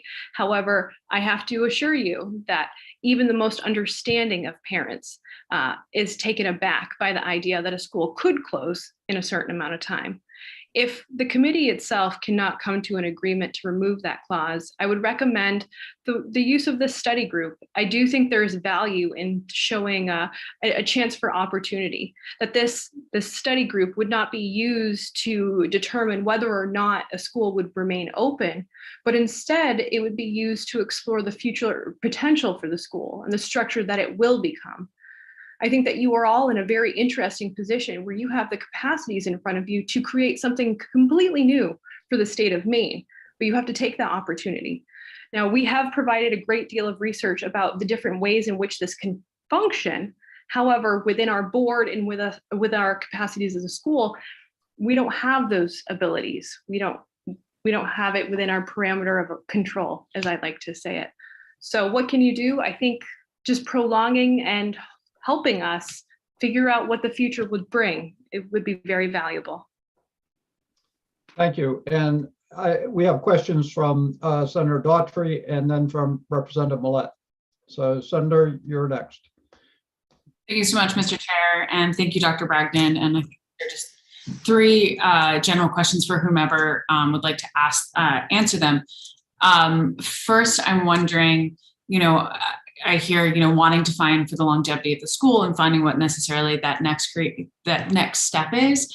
And so I'm wondering, Representative Cuddy as well, for, looking at this, what do you see as the next step? Like, what is, other than the sunset provision that we're dealing with and coming back up? I mean, what is the future of Maine Ocean School that you'd like to see? And then my other question is, this working group, I know the school has gone through, and I've read all of the reports, you've been going through this constant, curriculum setting and, soul searching, I hate to use that word, but it really is a lot of that and building it up. So I'm wondering what you would see as a different potential outcome than that work you've already been underdoing for the, timeline that was set out.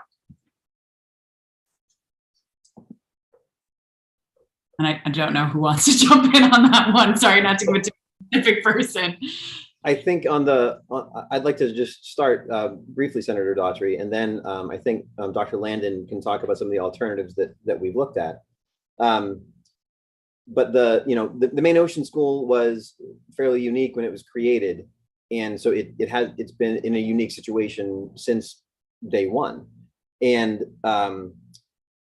the overall goal, the overarching goal, to answer that question, is to keep the expertise and the knowledge that the school has developed in how to teach this part of almost a workforce development section in a robust way.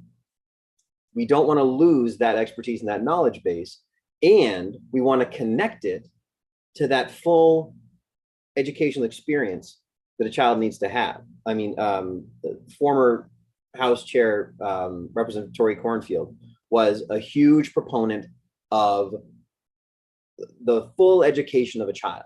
And we want to ensure that that's what is happening. And we have done that. We really feel like we've been doing that through this hands-on educational experience that the kids have gotten.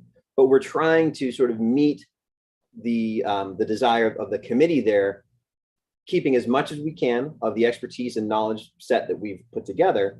But whether we connect with a CTE or we connect with something else and move into that larger public educational space so that robust education of the entire child is happening, but then with being able to sort of add on this focus.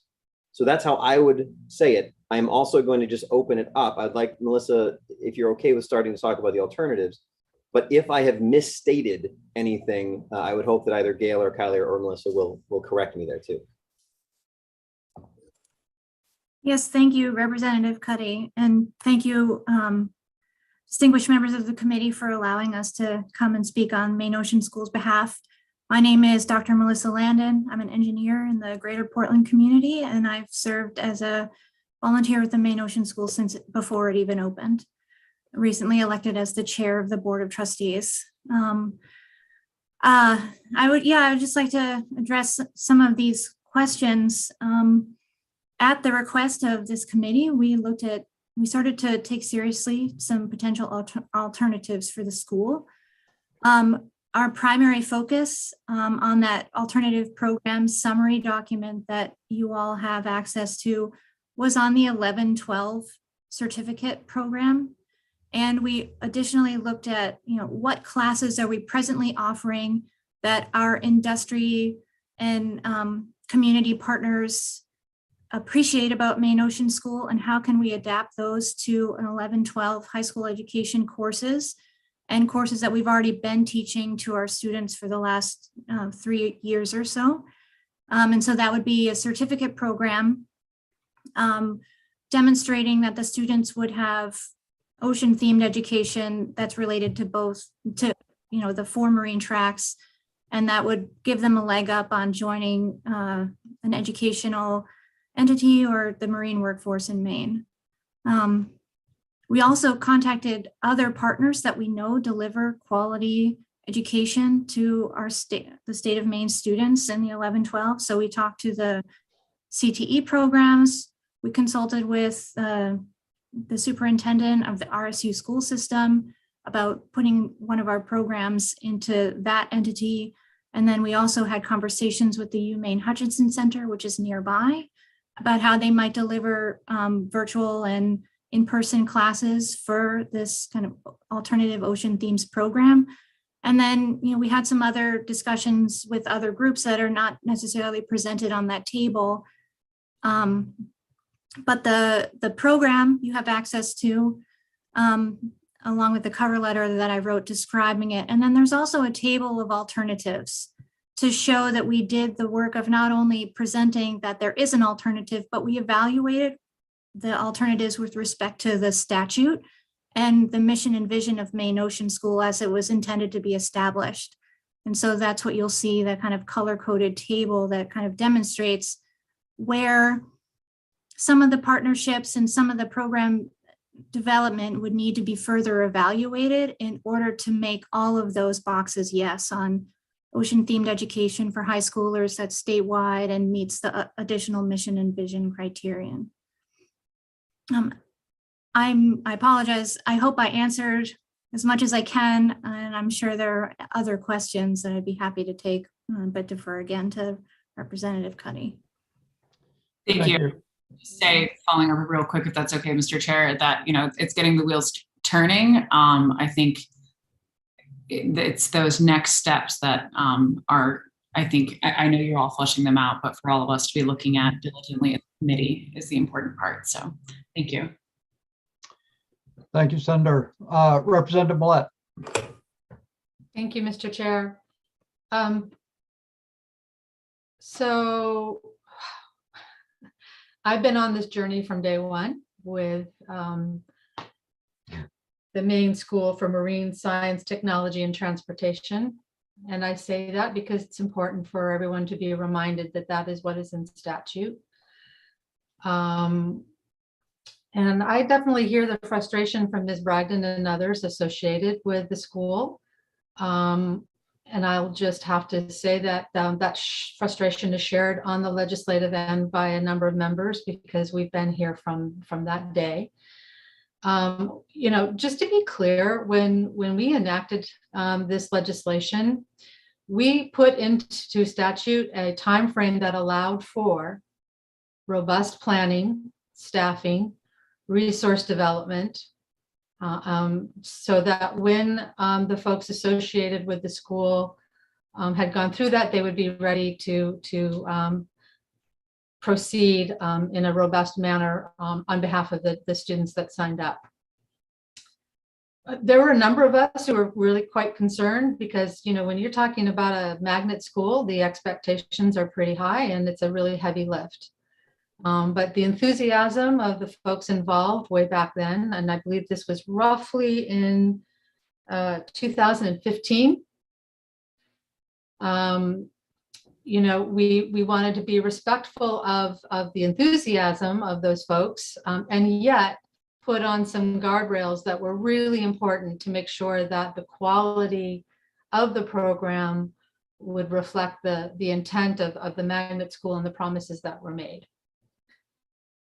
So, when we passed that, it wasn't like we put a sunset clause 2 years later. Sunset clause was pushed out pretty far. We built in a lot of time for everybody to get together, build, plan, etc.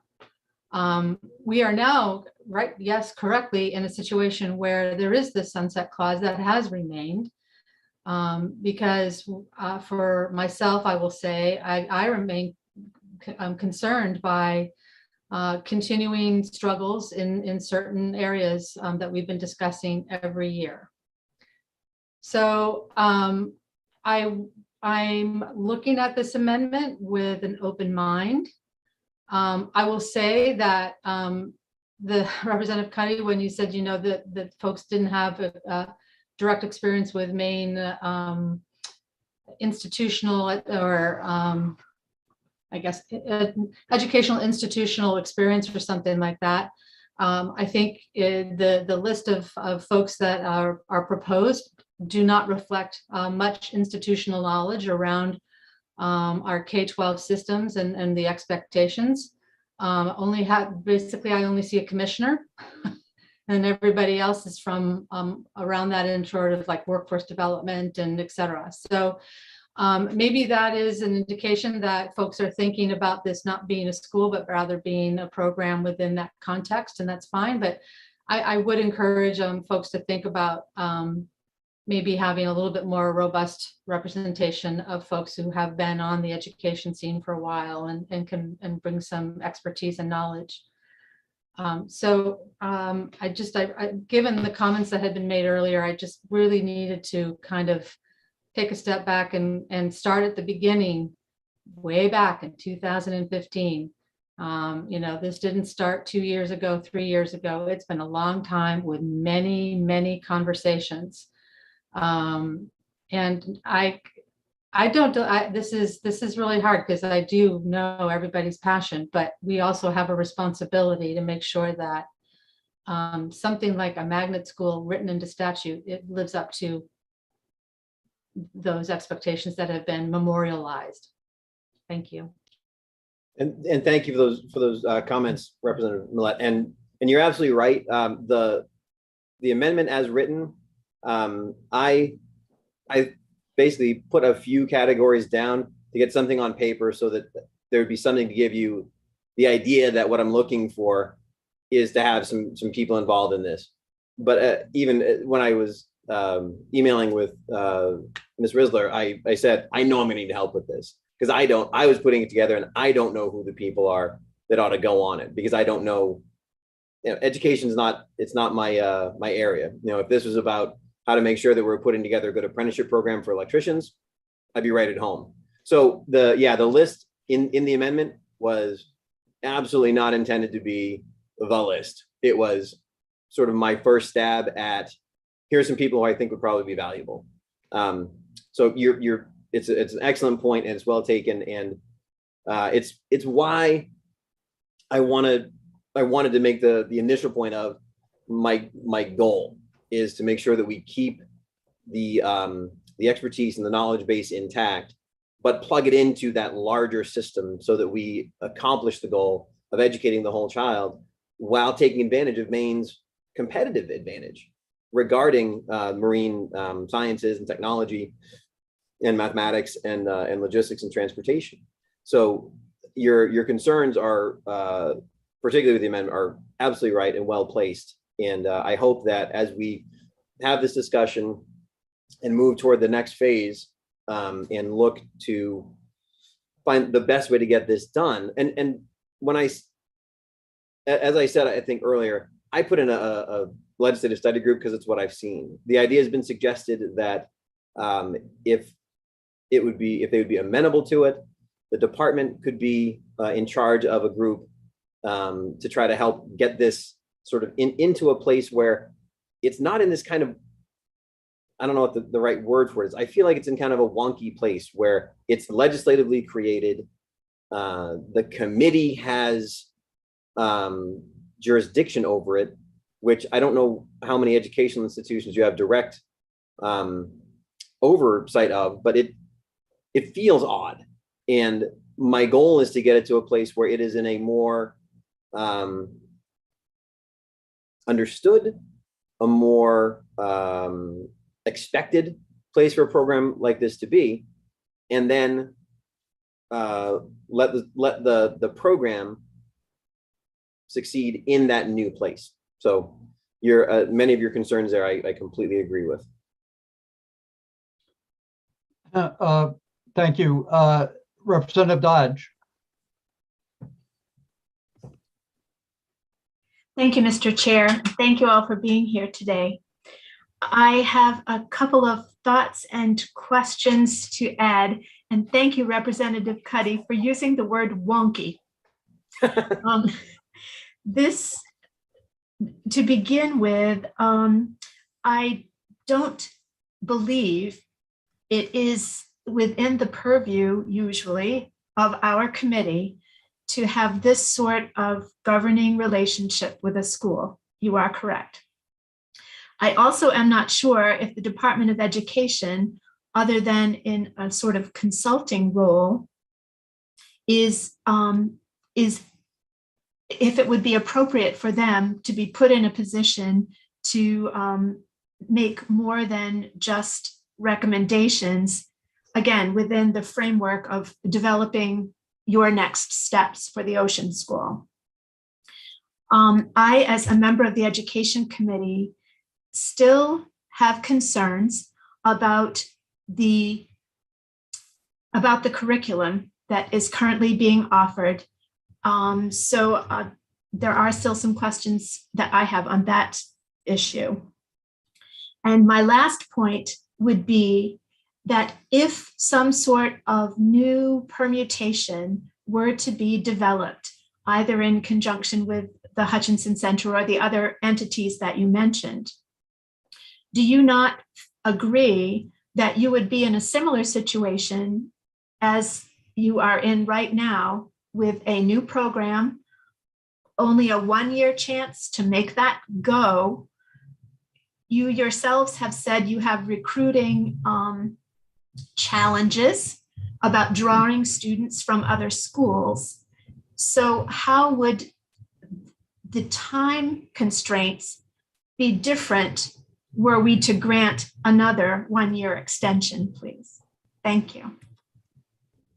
Yeah, the hope is it would be, because we'd be pushing it back to the end of the second regular of the 131st, it would be 2 years further in the future.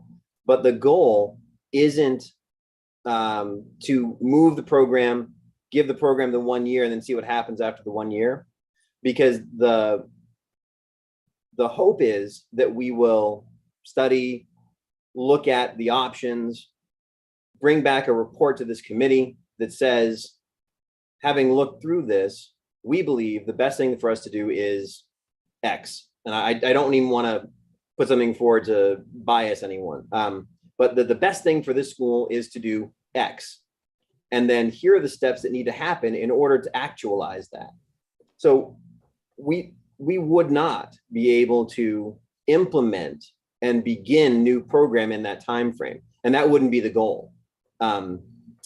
If we had right now the full depth and breadth of options already gone through, and we knew this is the one that everyone agrees on, and we could start it today, then perhaps by the end of the 2 years, we'd see it. And I also think once the group comes back and reports to the committee and says, here's where this ought to go, then it's a question of plugging the Maine Ocean School into that already known entity, and it becomes part of it. So it'd be, once it becomes part of a, again, I don't want to bias anything, but CTE is the thing I just always sort of throw out. Once it becomes part of the CTE, there's no need for the sunset clause anymore, because now it's not the Maine Ocean School created under statute. The statute that enables the transition would handle whatever needs to happen in order to make it part of the CTE or whatever. And essentially the legislation enabling the Maine Ocean School as it currently exists would go away, because the school would transition from what it is to what it's going to be next. So that was the goal. That's why I was thinking we wouldn't be trying to fit it in that time frame. A follow-up, Mr. Chair? Certainly. Thank you. So again, Representative Cuddy, I'm not sure how long you have been involved in this process. I apologize for not having that information, but I do believe that the suggestions have been made from quite early on about the consideration of other options for school within a school combined with the local school district, students in the area enrolling in X school and partaking of the Y, the CTE, that sort of thing. Those sorts of suggestions, to my recollection, have been happening since the very beginning of the 129th, and perhaps prior to that, when there was this sort of governance question. So I'm not sure if you were aware of that. And my question was about the, that paper's not right in front of me, but I don't know that a decision has been made about the date of the report and the follow-up. So we'll need to work out the clarifications there also. Thank you. Yes. Thank you. No, yeah, that definitely has not been worked out. Absolutely. Yeah. Thank you, Representative Dodge. We have Representative Salisbury and then Senator Daughtry. I'm sorry. Did you want to respond? Yep. Well, one last thing. I just wanted to give the board chair, Dr. Lannon, a chance if she had something she wanted to bring in. Great. Fine. Thanks. Yep. Thanks, go right Representative ahead. Cuddy. Thank you. Yeah, Representative Dodge, I just want to clarify something for you. We have in our conversations with potential partners, they've been asking questions about additional funding that would be provided to their institutions in order to run the program, or who would be the sort of oversight committee, or would we still maintain the Maine Ocean School Board in conjunction with a school board, or with respect to CTE specifically, they are presently unable to take on like a Maine Ocean School certificate program unless it's specific for 350 hours specific job training, which we are not proposing as the program. And so one of the things I think a study group would be able to do, and particularly Representative Sampson and her offering to serve on the committee, is to help us to understand sort of the appropriations and legislative options that might be available to a program or the school moving forward, that on our board ourselves, we just don't have the capacity to predict what would go forward without continually coming to this committee and asking for confirmation and then being sent back. And so, I mean, having a working group who could have committee representation and legislative representation in addition, to the Board of Education and other, our board has a representative from the Department of Ed. I think that would create a more robust set of options than what we've been able to provide to date. Thank you. Thank you. Representative Salisbury and then Senator Daughtry. Thank you, Mr. Chair. Thank you all for being here. I'm a newer member of this committee and new to the Ocean School and the information, reading all of this over and getting all of the information. I see that, the work group, and I know that Representative Cuddy, you mentioned that it wasn't, the makeup could be changed depending on, some suggestions and things like that. But it does seem like it's very similar to the current Board of Trustees that is currently in place, aside from having someone from the Education and Cultural Affairs Committee. So I'm wondering in all of this, I keep trying to figure out what would be different, what's different, or what's changing that would lead to the future success of this school. Do you know what I mean? Like what is it that needs to happen to make sure we know that we would be helpful if the sunset clause was gone and things like that, but what is it, what piece of it that's missing do we think that a work group would be able to find? And yeah, and I think this also gets a little bit, Representative Salisbury, to Senator Daughtry's earlier question about what are some of the next steps. And the people that I sort of threw on there were just, I know when I see legislative study groups come through labor and housing or energy, it's always the commissioner or his or her designee and so on and so forth. So I just put a couple of those in there. So the list that's there isn't intended to be the list of people who would actually get used. I don't remember actually off the top of my head if I put somebody on, there's always the Senate president appoints somebody and the Speaker of the House. So the goal with the people who would be on the group would be to bring in folks who have particular post-secondary education experience or particular certifications or qualifications in different parts of a child's education.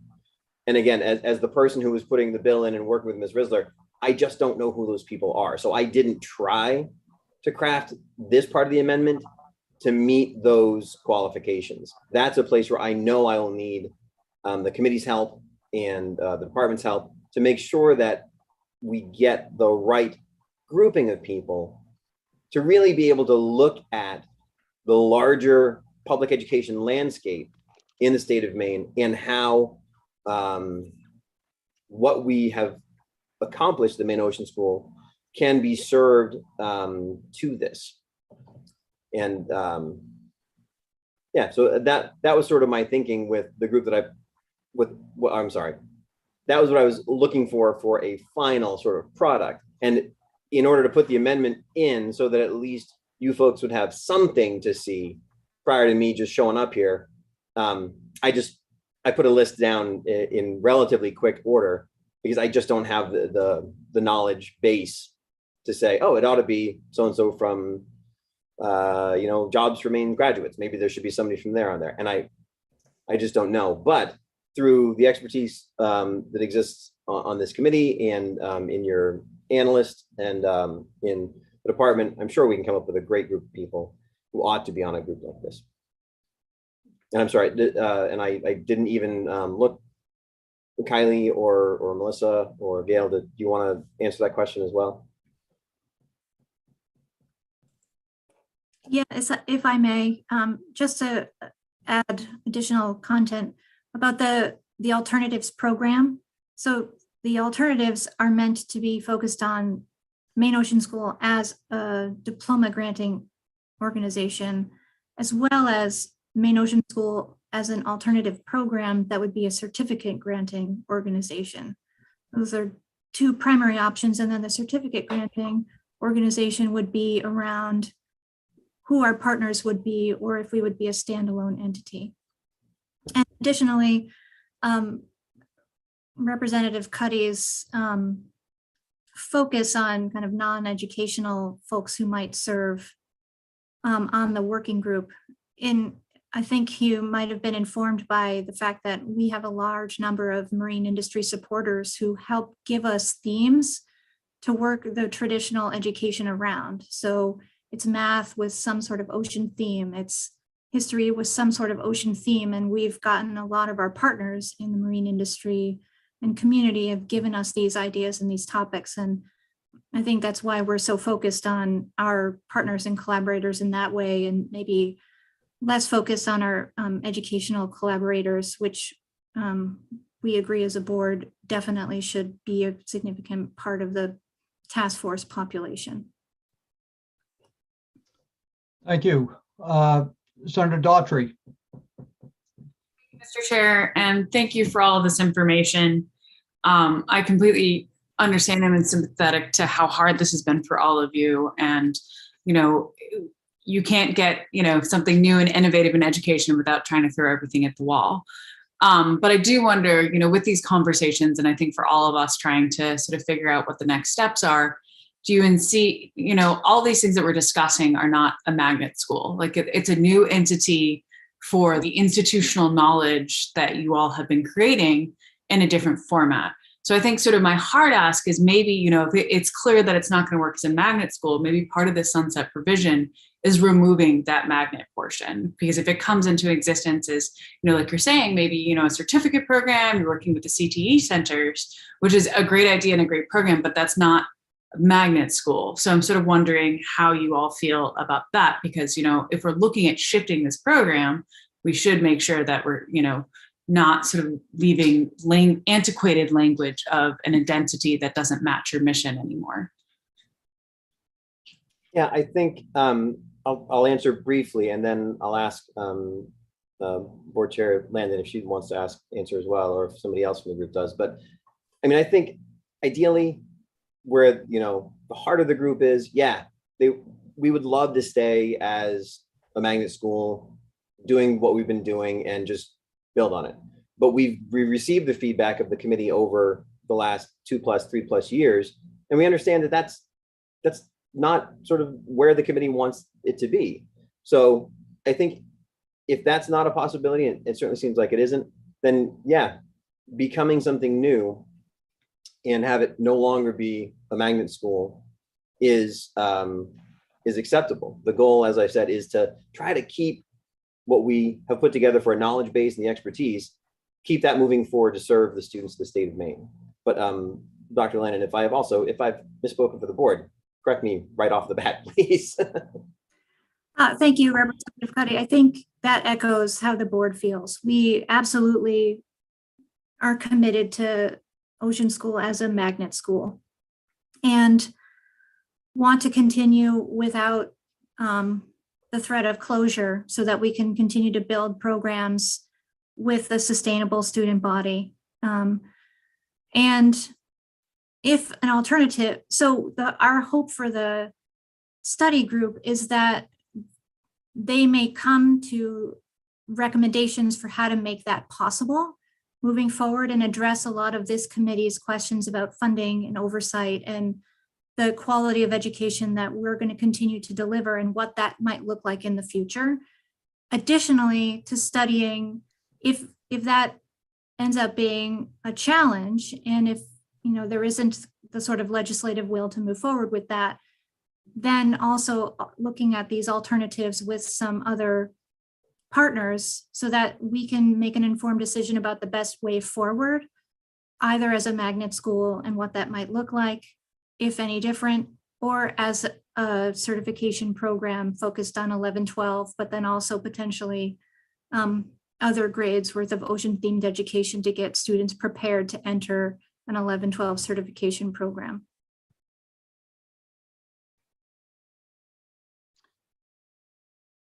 Senator Daughtry, did you have follow-up questions? Nope. Okay, thank you. Representative Sampson. Thank you, Mr. Chair. So I just wanted to speak to this magnet school issue.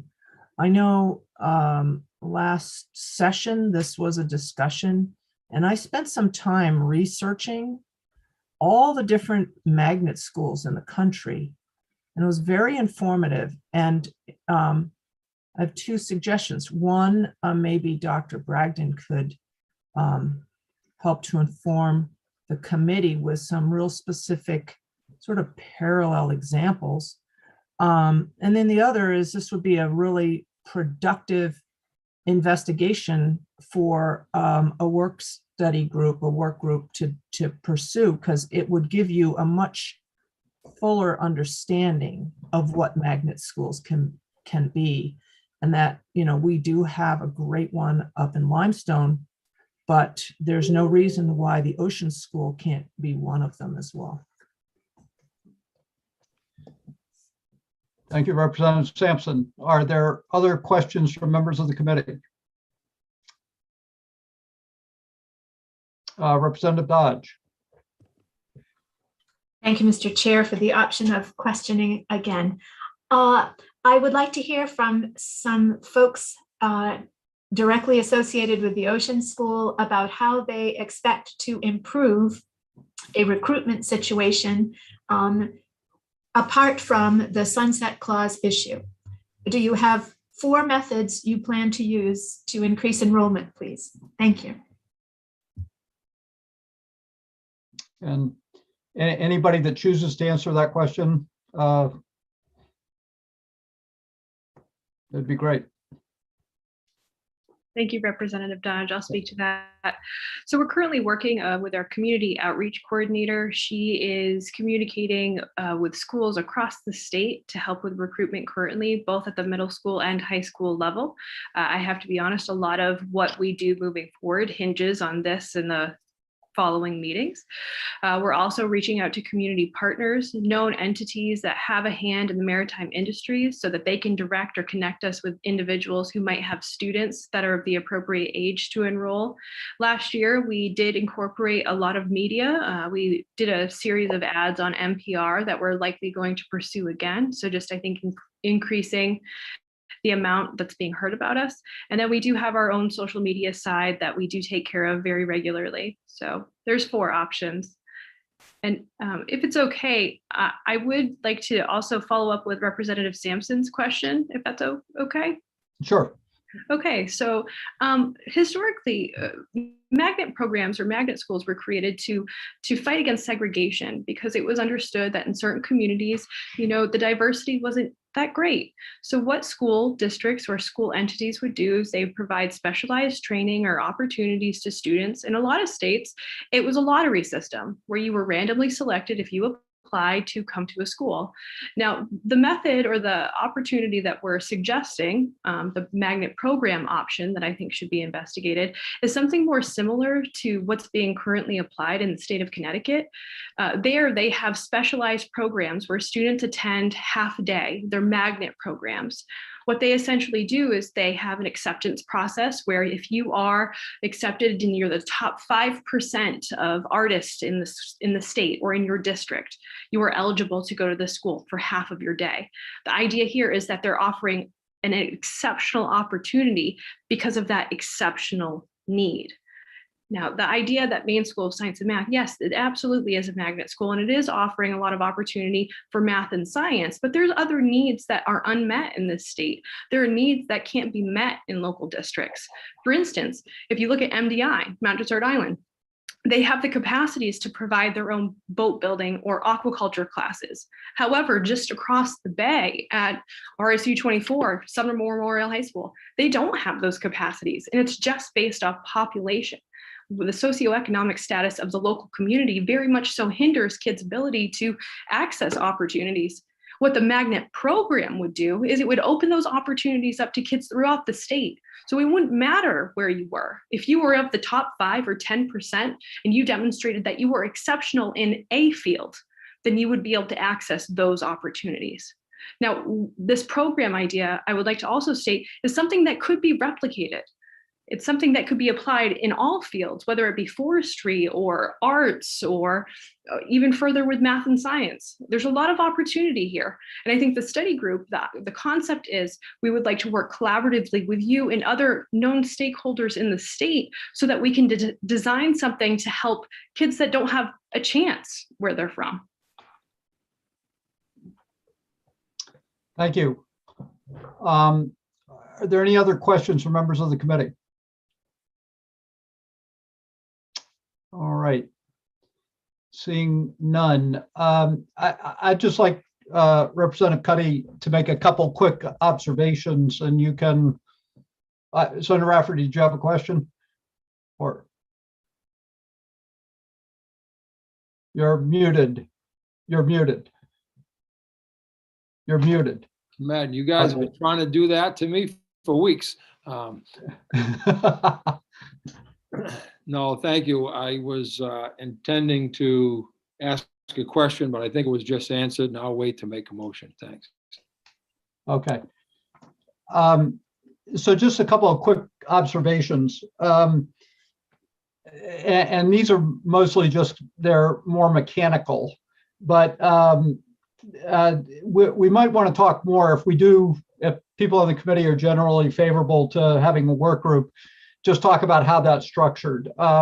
When you have a legislative work group and asking for legislative approval and all the other things, it can take an enormous amount of time. It can be cost attached to it, and it can be a very cumbersome process to try to work through, particularly if we're going to put a November deadline on it. There's nothing to prevent the Ocean School right now from putting together a work group and beginning to answer and to start to work on all these questions and also involve many of the people that you've identified. So I would just hold that out as a possibility. The second thing is, it seems like two of the key issues here have to do with governance and with funding. And certainly what I'm not sure about, and I need to talk with Ms. Risler and maybe people at DOE, if the designation of you as a magnet school is what allows you to access state funding. And it looks like the nod of a head says yes. And the question would be, is there a way for us to preserve that funding option, but change the governance in a way so that it's no longer the governor of Maine appointing people to your board of directors, which would provide you with the financial flexibility to go out and pursue any one of these other options and decide which one works the best for you. I got to say, if we do have a work group and you go out and you come back and you say, I got we have three different options for you, I don't know if I'm going to be in a very good position to say, oh, this is the best one. I really think that has to be a decision you make. That's what's going to work for you, your students, your financing, your faculty, and what you're hoping to do. So the idea of having a work group that's going to come back to the committee might work, but it also is really a situation of you saying, this is the structure, this is the organizational venue that we think is going to work and move forward. The other thing that I'm ready to be corrected by Representative Sampson and anybody else, I've also looked into magnet schools quite a bit myself.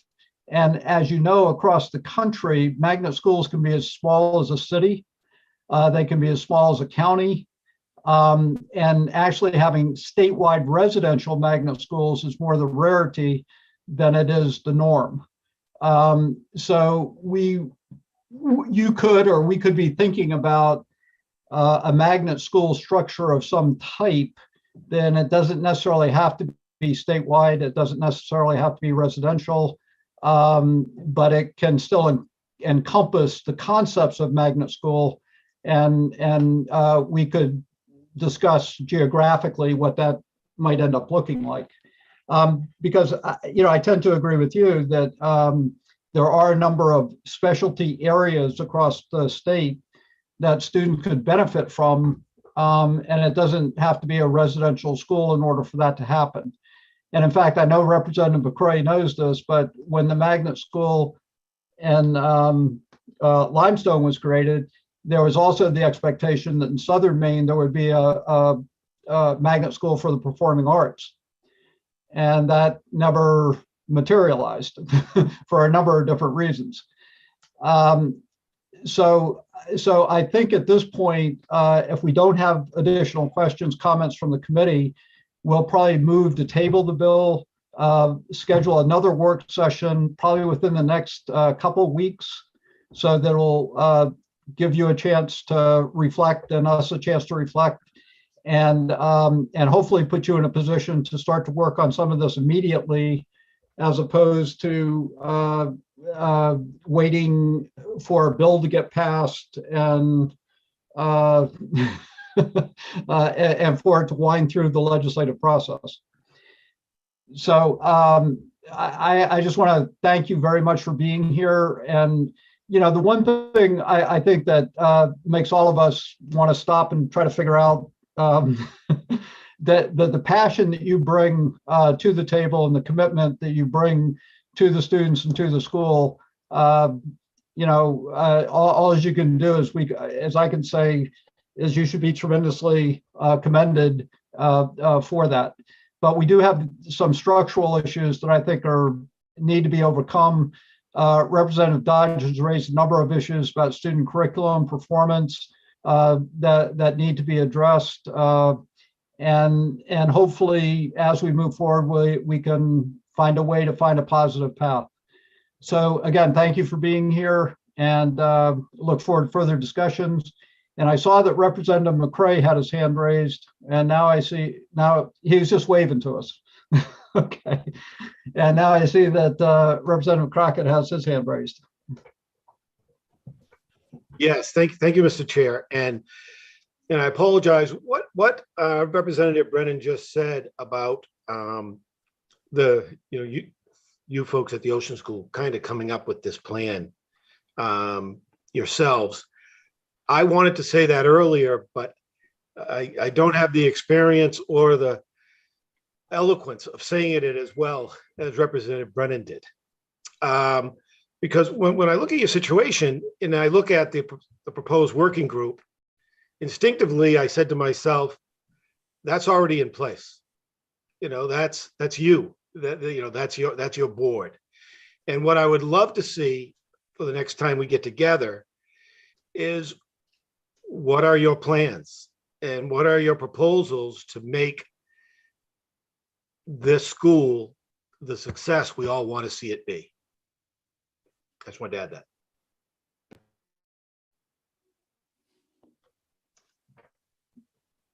that. Ms. Landon, did you want to respond to that, or? Yep. Yes, thank you.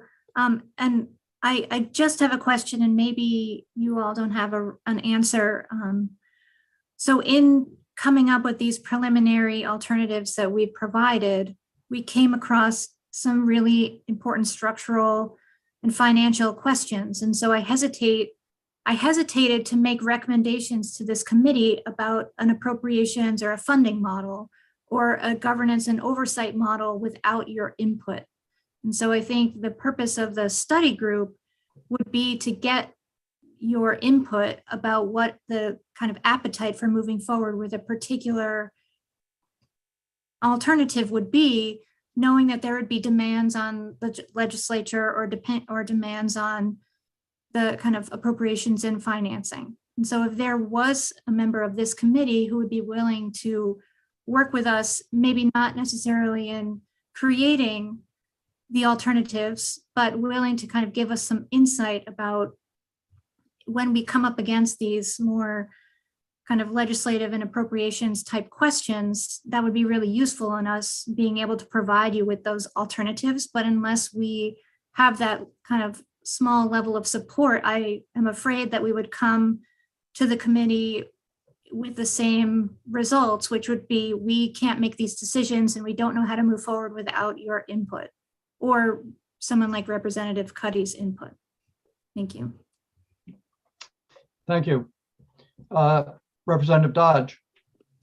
Thank you, Mr. Chair. Can you refresh my memory about the protocols for folks presenting bills, having contact and ability to ask, for example, our OPLA staff person available for statutory questions? Or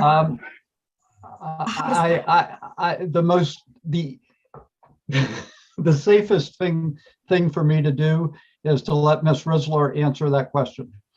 Thank you. Thank you, Ms. Risler.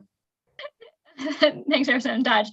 Yes, I am absolutely a resource for you in terms of questions, in terms of drafting or working on anything, additions to the amendment or a new amendment or different amendment. I'm happy to be a resource for that. What I cannot help with, of course, is any of those policy decisions. And of course, any requests for a research resource obviously is time. So in terms of getting this scheduled in the next couple of weeks, if you do have some questions and you can reach out sooner than later, that'll give me a little bit more time to do the research to be helpful. But yes, please feel free, all committee members, to reach out with questions on this or other things. And if for some reason it's not a question I can answer, I am happy to tell you that as well, and hopefully direct you into the right place. Thank you. Thank you. Any other thoughts, comments, questions? Okay, so I would look to Senator Rafferty for a motion. Thank you, Representative Brennan. I'll make a motion that we table LD 1389 for further discussion at a later date. Is there a second to that motion? Representative Salisbury. Seconded the motion, and tabling motions are not debatable. So at this point, I will just ask people to raise their hand if you're in support of the motion to table LD 1389. And I see everybody, Senator Daughtry did, well, okay, I don't see her. Everybody present, so the motion does carry. Thank you. I don't believe that it needs to be a recorded vote, does it, Hillary? I don't believe so, no, unless Eli wants to. We don't need to have a roll call, so we're all set. Okay. So again, thank you, Representative Cuddy, and all the board members and persons from the Ocean School. And we look forward to seeing you again sometime in the near future. Representative McCray, did you have you're muted. I'm gonna ask Eli to stay on so I can record a vote that I missed. Okay. Okay. And if Senator Daughtry's back, she can too. Thank you. Okay. All right. So we are done for today and the rest of this week. We have next Tuesday, I believe, Ms. Rizzler, you can help me out, and Eli, we have public hearings scheduled for Tuesday. Is that correct? Yes. Okay. And we would be planning on Representative Stearns and Senator Woodson would have a planning meeting at 9 o'clock on Tuesday morning. That works for everyone. We haven't fully set the schedule for Thursday yet. We're anticipating that some of the tabled bills, so Representative Brennan, Senator Rafferty, Senator Woodson, Representative Stearns, if you could just keep an eye on your email at the end of today, I'll send out the proposed schedule and just get confirmation that we can get that out to everybody. Okay, and then obviously we're in session on Wednesday, so we're not scheduling anything on Wednesday or Wednesday afternoon, and then we would plan on 9:30 Thursday morning. And I have a quick question for the committee. We just had 3 major substantive rules referred to the committee from the Department of Education. You may remember from doing these before that these rules come with these pretty big packets, especially Chapter 132 on the learning results. So I do have those packets ready for you. We have not scheduled these bills yet, but in terms of taking advantage of the fact that you will all be here for session on the 26th, I was planning to have those all dropped off in your legislative mailboxes, so long as that works for everybody, so that you can take them home with you.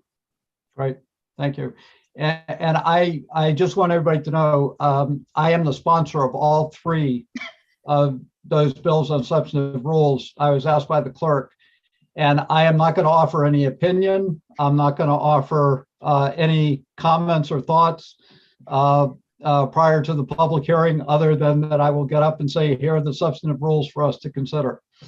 So it's purely a formality that in order to get them out of the House and out of the Senate and to the committee, we're doing that.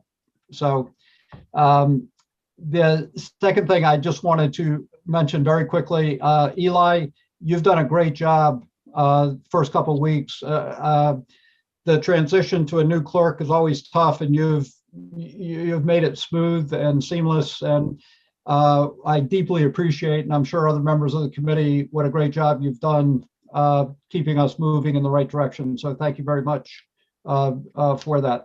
And obviously that's Hillary, thank you. Your bill summaries have been right on the mark and very, very helpful.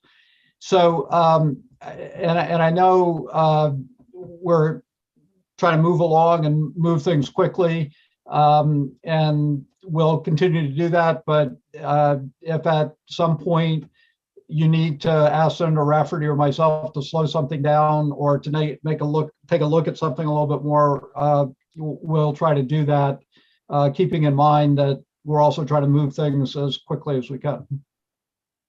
So I hope everybody has a great weekend, and we will look forward to seeing everybody on Tuesday and then in person on Wednesday. Take care. Thank you. Bye. Thank you.